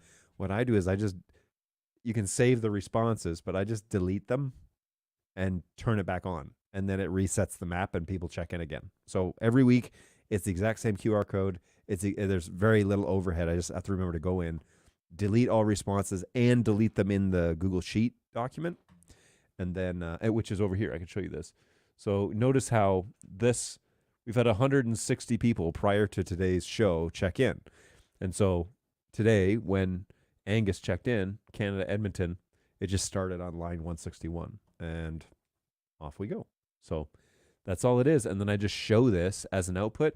And you can even do in Chrome, we can even say make full screen. And where is it here? There's something in here that's like more tools somewhere where you can say like show full screen or something, and then it shows even bigger. Yeah, it takes up basically the whole page. Of course, I can't remember how to do it now. Oh, there's the chart editor, by the way. But yeah, you can customize it however you like. Obviously, here I'm showing, my tabs and everything, which you don't have to. Is it this button? Is it here? Show this full screen. You reload. The cool thing about this, I find, is it's real time. So like when you hit submit, it's 10 seconds and you see it on the live stream, right? And so what I love about it is it's very fast, meaning you can do live stats. You can also limit it to a specific country and then just do cities in that country. So I could just show United States and it would only show the results in the United States. And like more granular, what city people are checking in on. So yeah, Google Sheets F11 is that. There we go. Oh, that's beautiful. So yes, F11. There it is, full screen. Thank you. But yeah, good stuff. How about a date for IR? Infrared? A date for IR. How about a date for IR? A release date for IR. What product are you referring to? And Corey, as a general rule, I am not the release date guy. So sometimes they choose to use my platform to output, like webinars and whatever. But generally here on this show, I don't announce anything. So that's more of like a marketing function. I let HQ handle that. I want to provide real-time feedback in terms of if you got a problem, you can ask the question. I'll try and answer it for you. That's what I'm up to here. But what did you mean by a release date for IR? Gosh, what product are you referring to? How about a date for anybody? Does anybody know what he's maybe asking? Because I'm very confused. If there is a release date, I will tell you, but I don't know of one, and I don't know what the product is that you're referring to.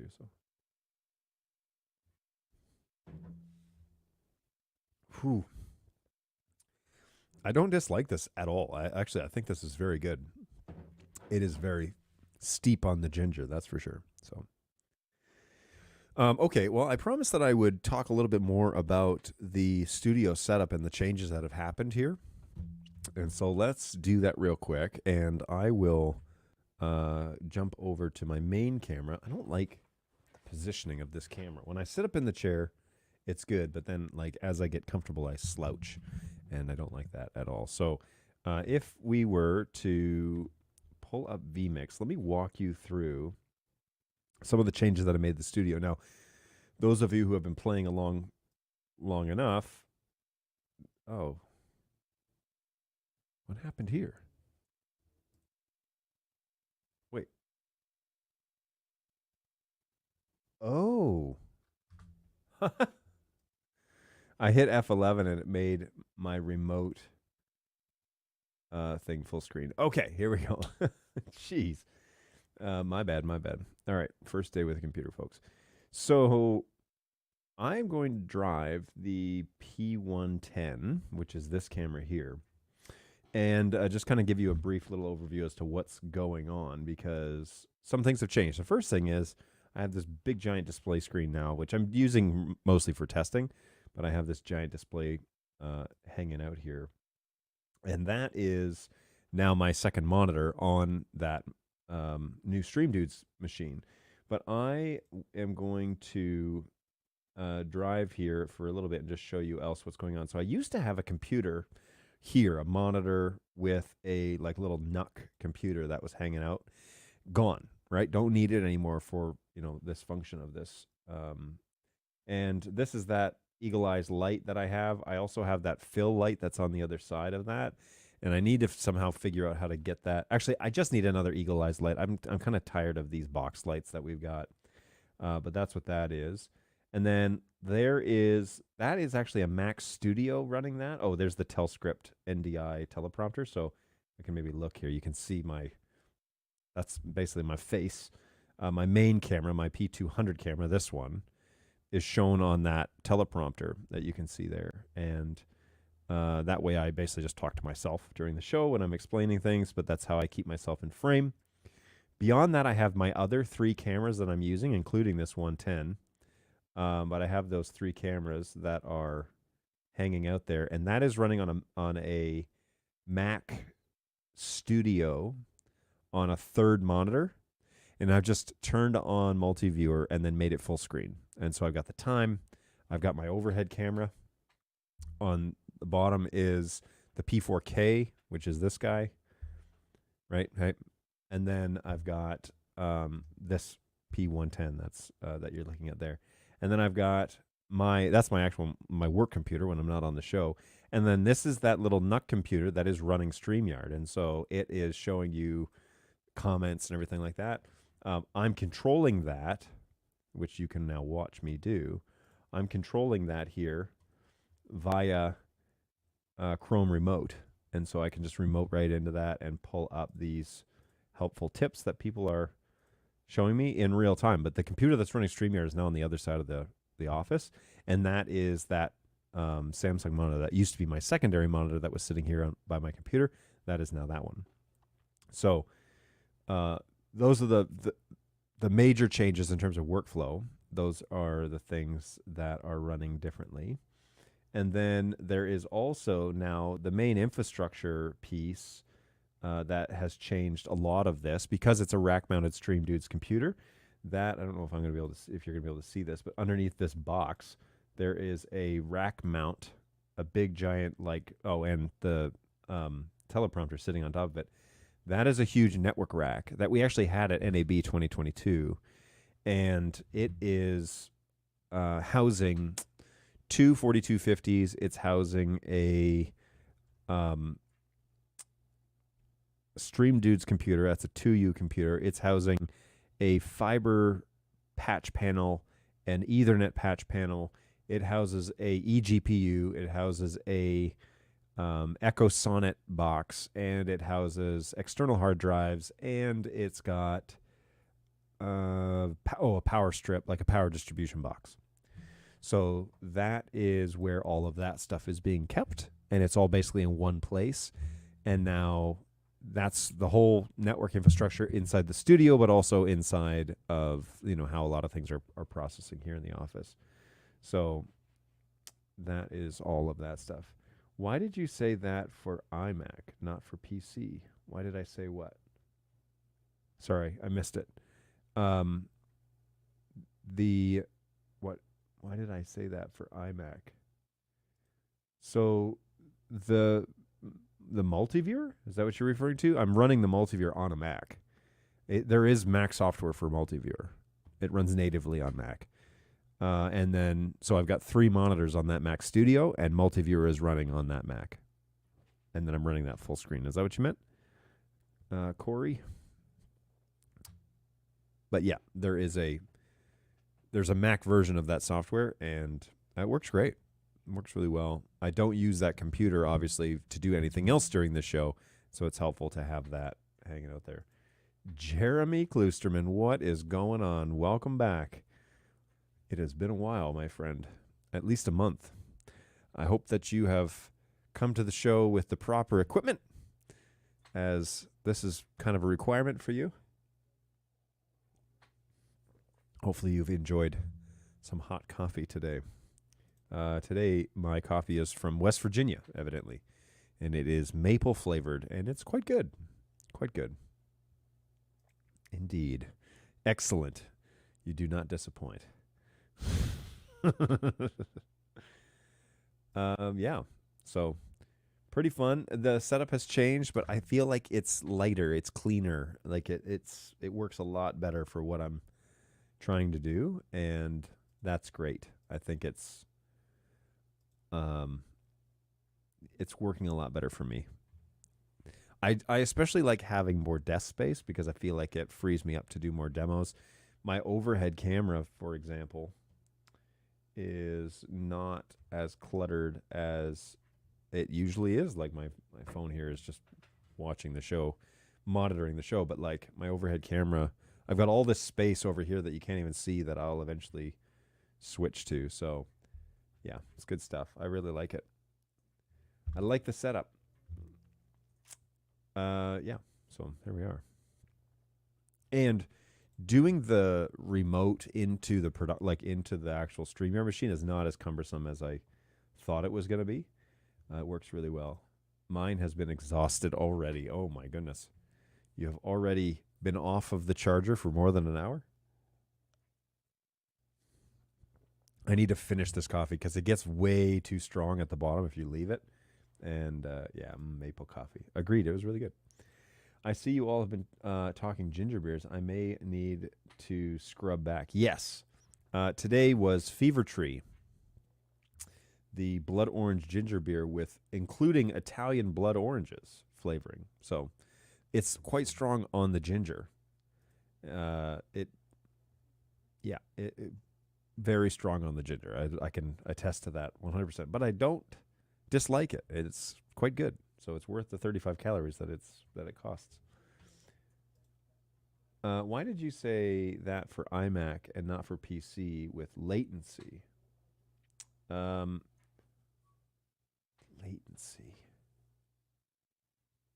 Now I can't remember why I said that. I don't know why. Yeah, you'll have to jog my memory here as to what it was that we were talking about between these two, because it has left my vision, or it has left my memory as to what it was that we were going through.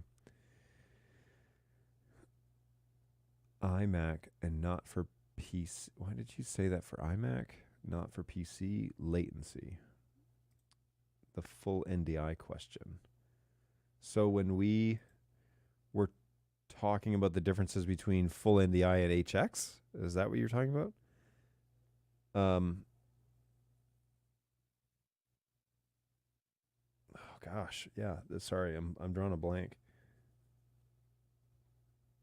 The best ginger beer is Ginger People? Is that actually a brand? The full NDI question. Yes, the church. You mentioned iMac. So I think that was a part of the question when he asked it, that they were going, or maybe I misread it here. I'm sure this has been asked before, but I have a house of worship considering X120 versus the 240. Do they really need full NDI? Very excited to see the control. The church is not iMac, iMag. iMag is what I said. I see what you mean. Yes, iMag is what I said. iMag is showing live video. It's lots of things, but it's showing live video on screens. So you're bringing in your live video to a production switcher. The switcher sending it to Pro Presenter sending it back to the screens, so that if it's a really large auditorium, the people way in the back can see the speaker, in a bus shot blowing up real big on the screens. That's called iMag, MAG. No hard feelings for PC or Mac. It's iMag, and that is all about latency, right? You can imagine that it's all about latency because the time it takes for the video to hit the glass and go through all of the process and then get all the way back up to the screens and then be shown, that's the piece, that's the latency piece that I think the 240 will obviously function a lot better because it's full NDI, function a lot better because it's lower latency than if you were to use an X120. And my caution is, if you are going to, what we see often is that people love the Bird Dog camera stuff, and then they realize, wow, we have all this versatility, let's throw it up on the big screens. Well, we decided to go with the X120s, which are longer latency, and so there's going to be a delay on the screens, and it becomes quite difficult to watch because what's happening on the stage is way behind on what's happening on the screens, and you're adding latency by taking an HX camera into the mix over a full NDI camera. Okay, so that's why I am drawing those distinctions.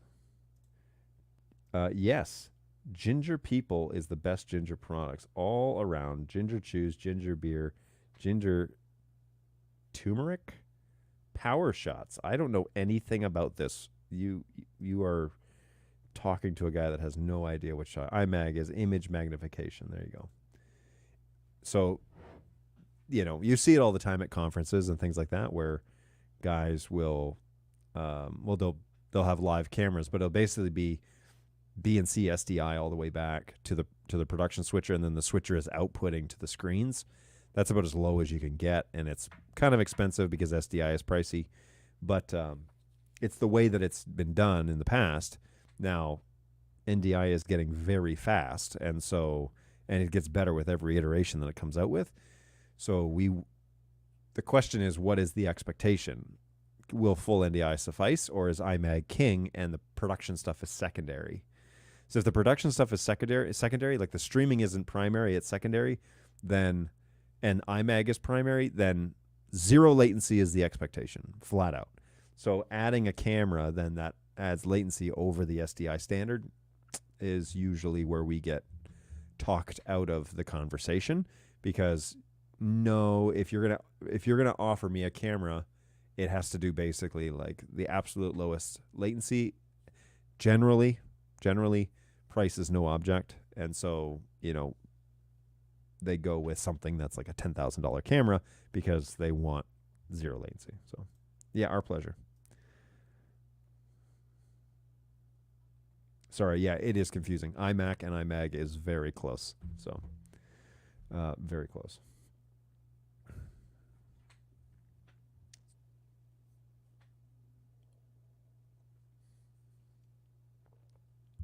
The closest I ever saw to true zero latency is tube cameras and SRT projectors, all gen locked.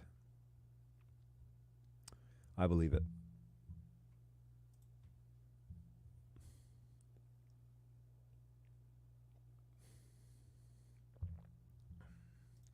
Synchronized scanning electron beams. Latency was literally from the cables between cameras, video switchers, and projectors.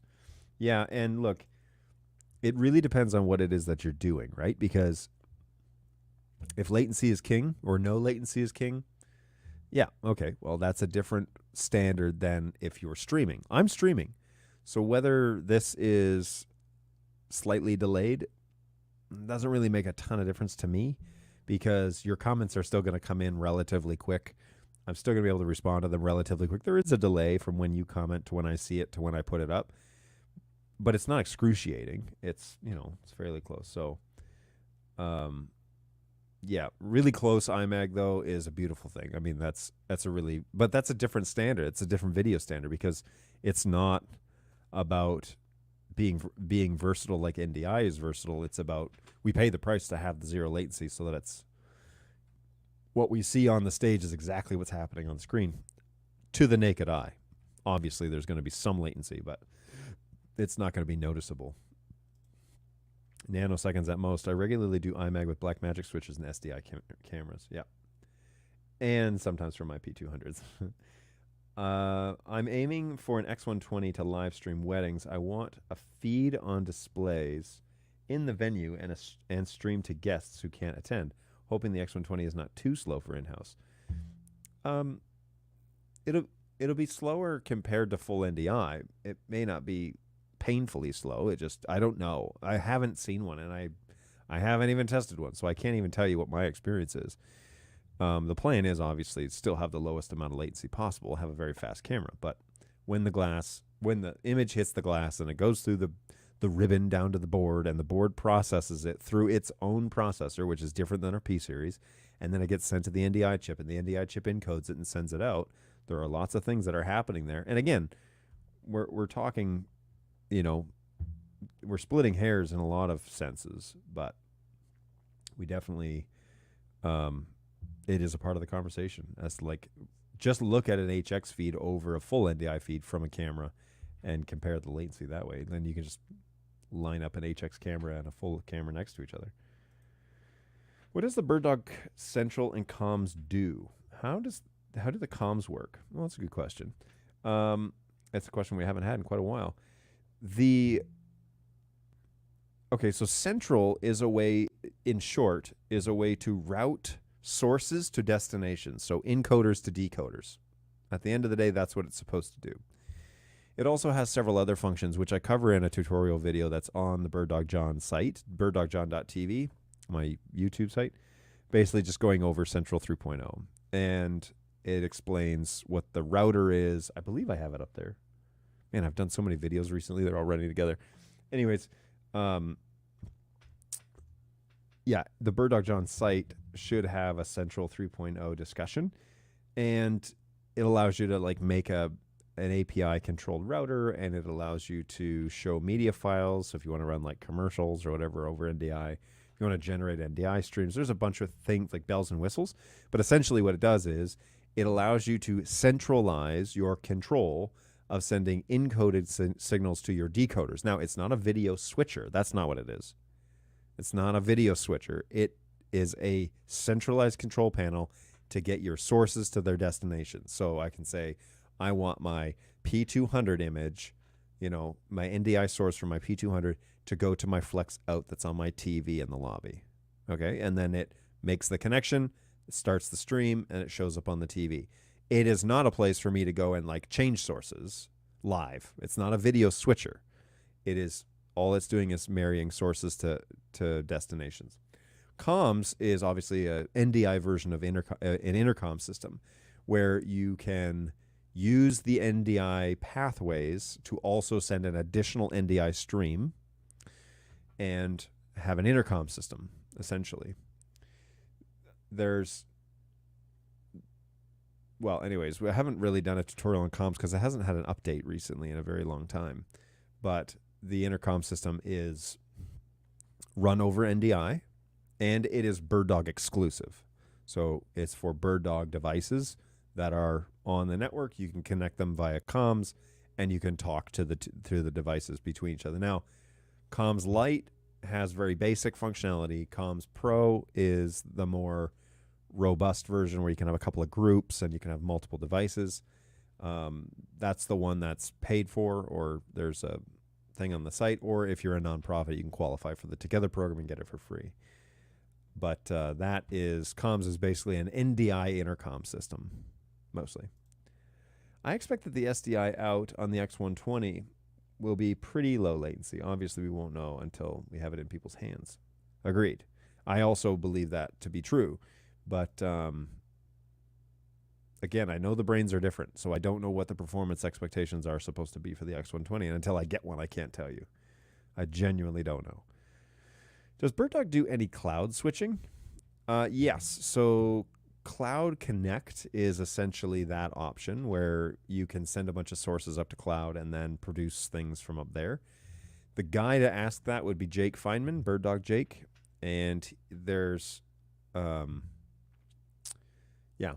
where basically you could send a single source out of cloud, but you could take a bunch of sources into cloud and then sort them that way. So there is a possibility of doing that in the cloud, and it helps with like remote sessions and that sort of thing.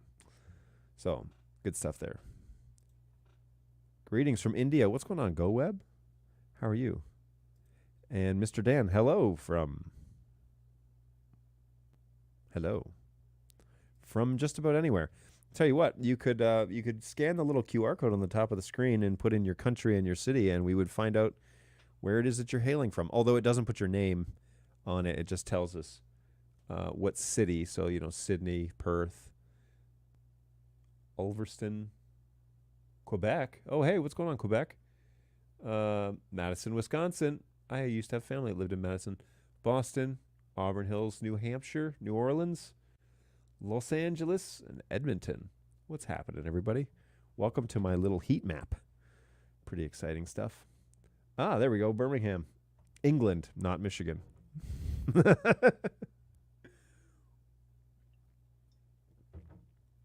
Very cool. Very cool. Welcome to the show, Dan. Appreciate you stopping by. It's about quitting time over there, is it not? Let's see. England. London, it's currently 5:47 over in London, so it's got to be around then.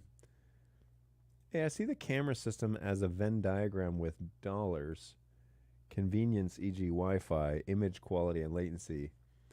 Network load comes in there somewhere, too. That's a good way to think about it. Actually, I would see it more of like one of those triangle graphs where like you can move it around the triangle and one of them gets compromised. Yeah, that's a good way to think about it. That map updates pretty fast. I agree. It's about 10 seconds. And Google Sheets for the win. So all good stuff. Yep, we are finally done here for the day. Fantastic. Well done. You made it. And now it's just Friday is left, right? Hopefully you're not working too hard on the weekends. Just for the record, folks, this is a non-alcoholic ginger beer. And emphasis on the ginger. That is for sure. So good stuff.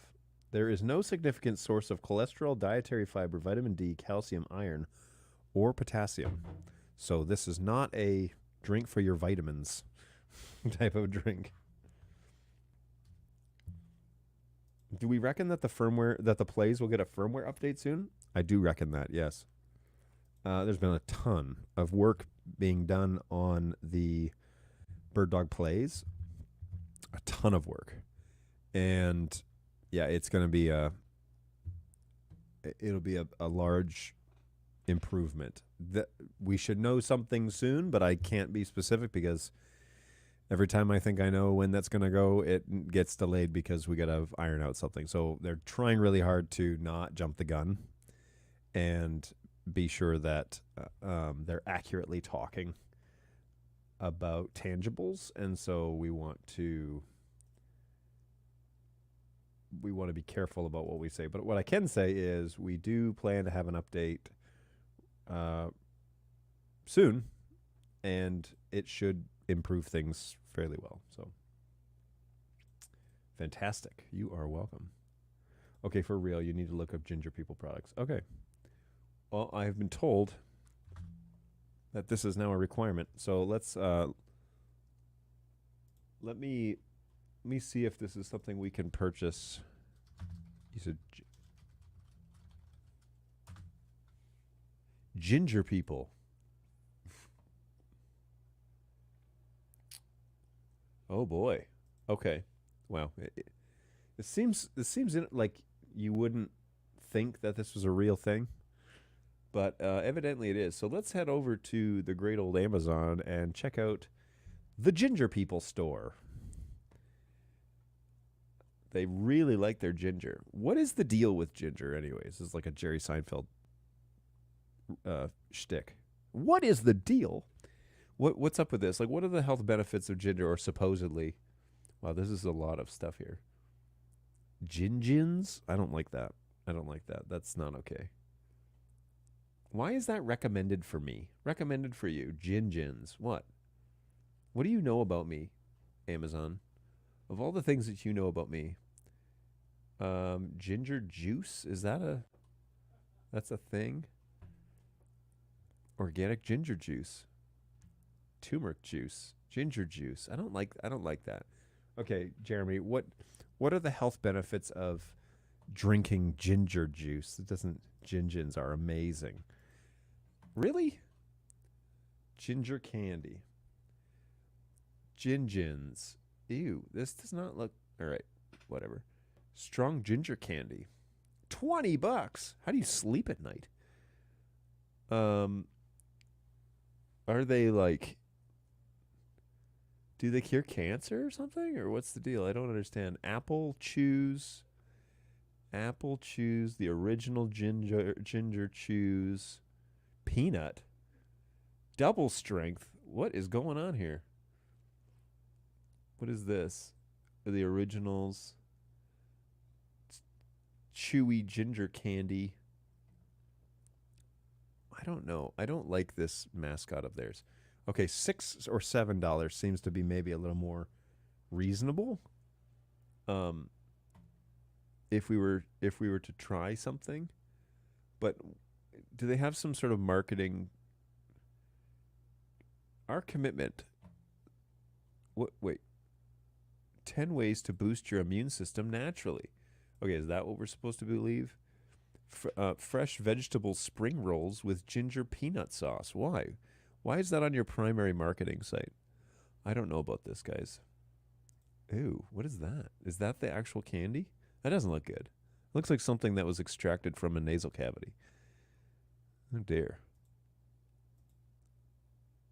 Okay, check them for mold? Dude, oh, dear. Is that mold or just very bad shape, hard to eat? Melted and sticky. I don't know. Where can I buy these, like, locally? We need to... I don't want to trust Amazon with this. It looks like a health hazard.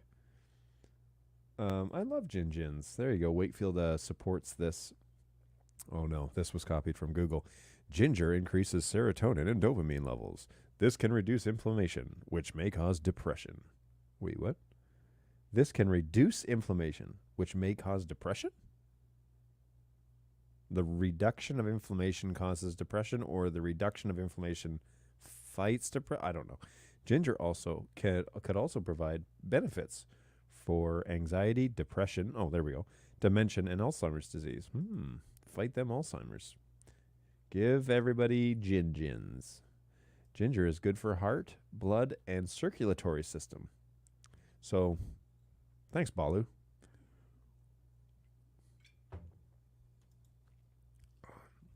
Also eases stomach pains. Oh, yeah, I knew that. Ginger can treat nausea and motion sickness. You can buy them at Meijer, evidently. Really? I have a Meijer that's quite close by. Maybe I'll swing on over there and pick up some Gingins. A little bit of ginger is ingredients in most Indian recipes. Excellent. And so you would say the Indian population has good digestion? Google says Target and Wally World has them as well. Okay, well, there's a Meijer and a Wally World right like less than 10 minutes away. So it sounds like I need to put it on my shopping list is what it sounds like. I'm going to finish this, that's for sure. I'm almost at the 2-hour mark here of this show, so that's why. That's why my coffee is almost gone. That's why my coffee is gone. And this Fever Tree Blood Orange, which I would recommend if you're a fan of ginger, then tear it up.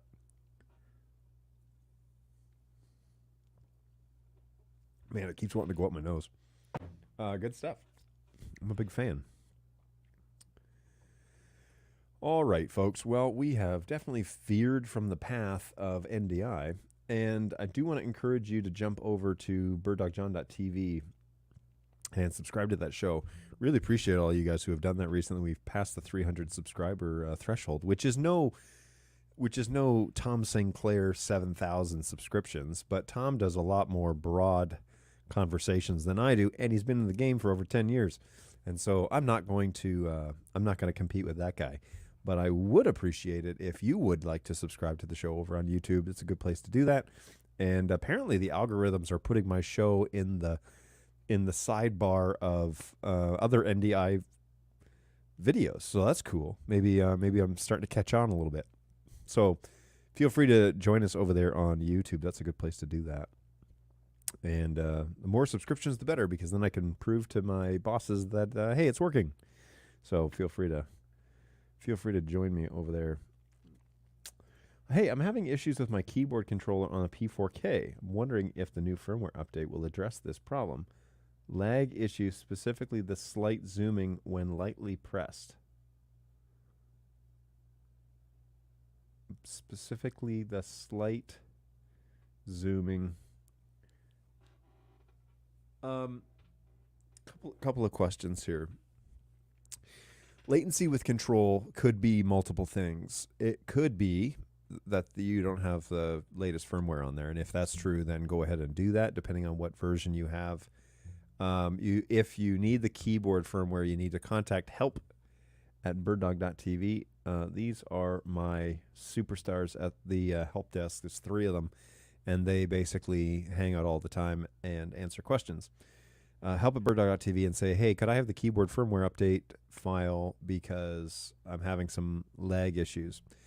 But the other thing that it could be is network related, because you're sending metadata over the network to send the control. This is not the same type of control that other cameras in the past have been. So like electronic motor controls, it used to be that when you turn a joystick that was connected via, when you move a joystick, it would send a signal, an actual electronic current to the camera, and it would move it. This is TCP commands, okay? Or actually UDP commands. And we see that there are communication errors, in particular with static networks. And so this is why for 3-4 years now I've been preaching about, there's a better way to do that. If you are running a static network, then at the very least you need to update the latest firmware on everything and then run a discovery server, because the discovery server basically takes the place of an MDNS, and it allows you to communicate constantly with the cameras. So that is what's going on there. Sometimes it's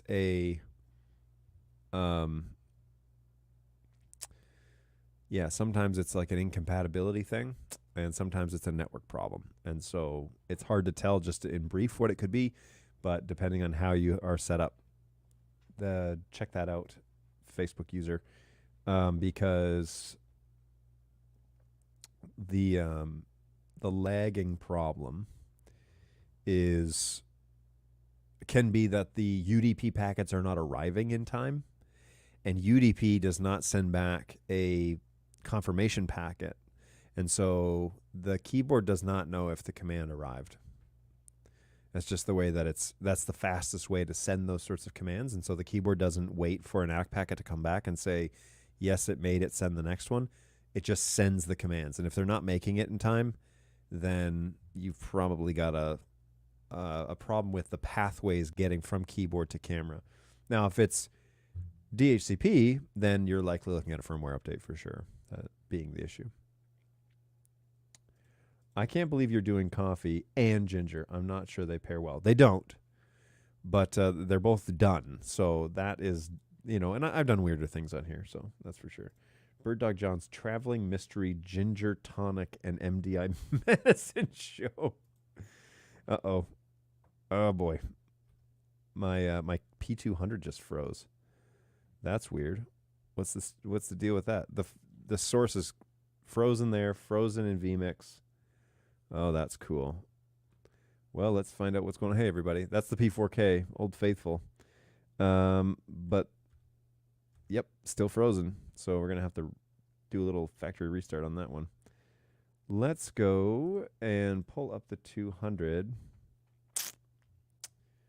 And well, I can show you how I'm doing this too. Bird Dog Studio P200.local. And we'll just pull up that web. Oh. Is this still? Yeah, this is still showing. P200 seems to have disappeared. Maybe it died right at 1 o'clock. Maybe I have a schedule. Yeah, I might have a schedule. That's interesting. So this, let's take a look at this real quick while I have you. This is one of my longer shows that I've done. So share screen. I'm going to share this. We're going to talk about the network. I'm going to put this up there. I don't know why.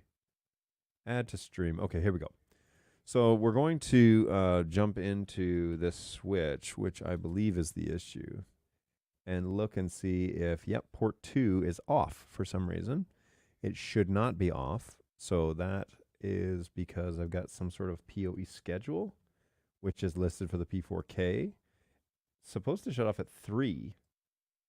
So I'm going to delete this and delete this.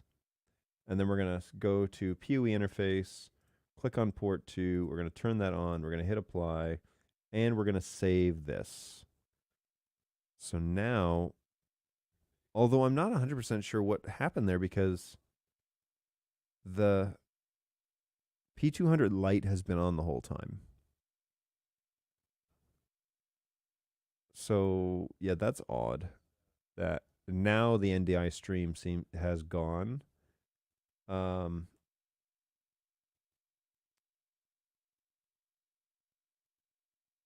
Yeah, that's interesting.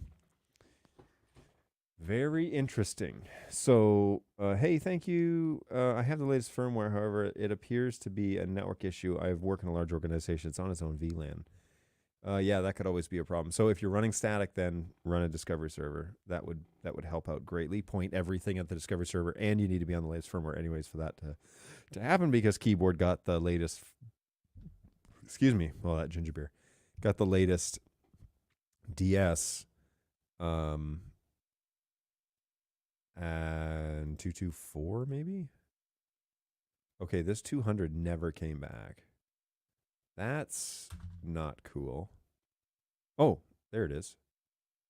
Okay, so it's booting up now? Is that what I'm supposed to believe?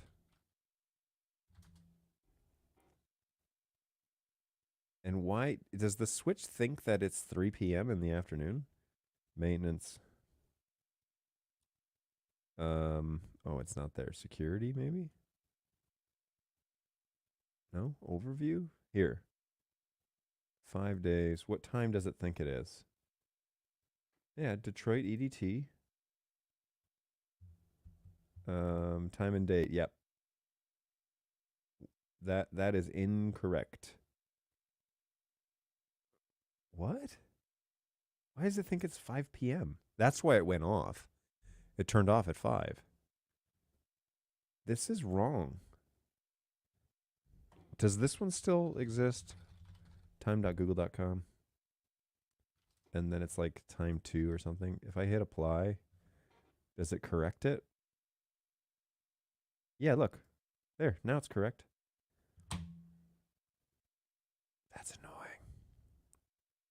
Boy, that's not cool. Now the camera feed has still not come back. So we're going to log in and hit restart on this and see if I'm also running a beta on this camera. So it could be that. All right, let's reboot this camera then. This is bizarre. To have a camera kind of crap out mid-show. But the good news is that I still have 2 other cameras that work just fine. So, hey, everybody. We'll have the Jins in the background while we sort this out. Let me jump back to the chat and see what people are going on here. Hey, I got to jump. Always fun getting sidetracked. Hey, Jeremy, it's a pleasure. Thanks for hanging out with us, man. My old A2 P200 still goes all wacky from time to time. The NDI feed gets scratchy, then drops to the Bird Dog logo in a bit, and then finally comes back. I've given up on it. I'm just being a near end of life. What should the address be of the Discovery server? Could you provide me with an example? Yeah, so oh, that's funny. Hey, everybody. So yes, so the P200 is back for some reason. The Discovery server is the IP address of the computer that you've installed it on. So Discovery server needs to run at all times, and then you need to set the IP address of the computer, and that's then the IP address of Discovery server. All right, so whatever the computer's IP address is, that's the IP address of Discovery server. It's working on British time. Hey, I'm also checking out for the day. All right, Dan, it's been a pleasure. Thanks for stopping by. It's a pleasure to meet you. Please come back. Have a great evening, and maybe we'll see you next time. Hey, odd question. What's going on, Steven? I have 3 P200s. 2 are hanging upside down, and one of them remembers the flip setting. The other does not. That one also does not remember this white balance setting. What are your ideas? So a couple of things. What do you mean it remembers? Like, do you power them off and turn them back on? Because typically what you need to do if you're going to change the orientation of the camera, you need to save preset 1 with camera settings. Because the cameras boot up and then they recall preset 1. And so you need to save preset 1 with the correct settings and then power cycle them and see what happens. Also verify that when you set the flip settings, open up the OSD and make sure that the OSD shows correctly that it's flipped. Because sometimes, it used to be long ago, not anymore, but that the firmware and the baseboard had different settings, and that it wouldn't work correct. So if you're rebooting, you flip the camera and then you reboot it, it needs to be saved on preset 1 after you've done the flip, and you need to have it on camera settings, not PTZ only, okay? So that will then change the orientation of how you want the camera to be hung, and then it should recall that every time you reboot the camera. And Angus so aptly says, resave preset 1. Hey, great point. I think I knew that at one point, but thanks. You are welcome. And that is precisely what this show is all about. Is, hey, I have a quick question. Boom, there you go. And there are people, if I can't answer it, there are people in the chat that will. So good stuff. Okay, folks. Well, it is now after 1 o'clock here in Eastern Time Zone, U.S., Michigan. And it has been a pleasure. We've talked about a lot of things, and I've got recordings to do. I have a lot of recordings that I need to get through in the next couple of days, and so that is what I'm going to be up to momentarily, maybe after I grab some lunch. So hopefully you're doing well. Hopefully you have found benefit of this show. Please, please, please remember to reach out to my guys at help@birddog.tv, but also to subscribe to birddogjohn.tv, because that is where this show happens twice a week, and I don't have any plans to not be around for a while. So Tuesday, Thursdays from 11 to at least 12 o'clock, or in this instance, 1.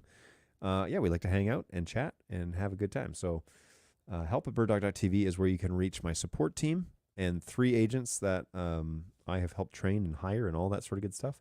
But then birddogjohn.tv is where this support show happens all the time. And yeah, it's pretty fun. It's pretty fun to hang out and be together. So make a plan to be with us. Thank you so much. You are very welcome. Thank you for coming by. Always a pleasure. And subscribe to that show. You'll be in tune, in touch. You can hit the bell notification if you want to get notified on your devices that we're going live.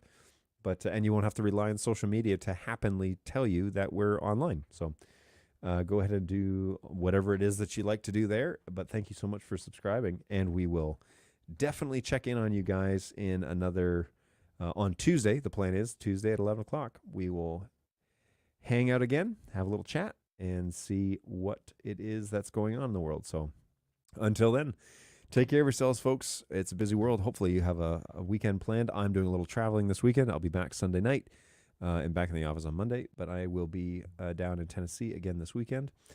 So hopefully you're planning on having maybe a relaxing weekend. I don't know, but hopefully you'll have a good weekend, and we'll see you again next week, Tuesday, Thursday at 11 o'clock right here, birddogjohn.tv, and we'll do it again. Take care, everybody. Take care of yourselves. Take care of each other, and we'll see you in the next one. Bye, guys.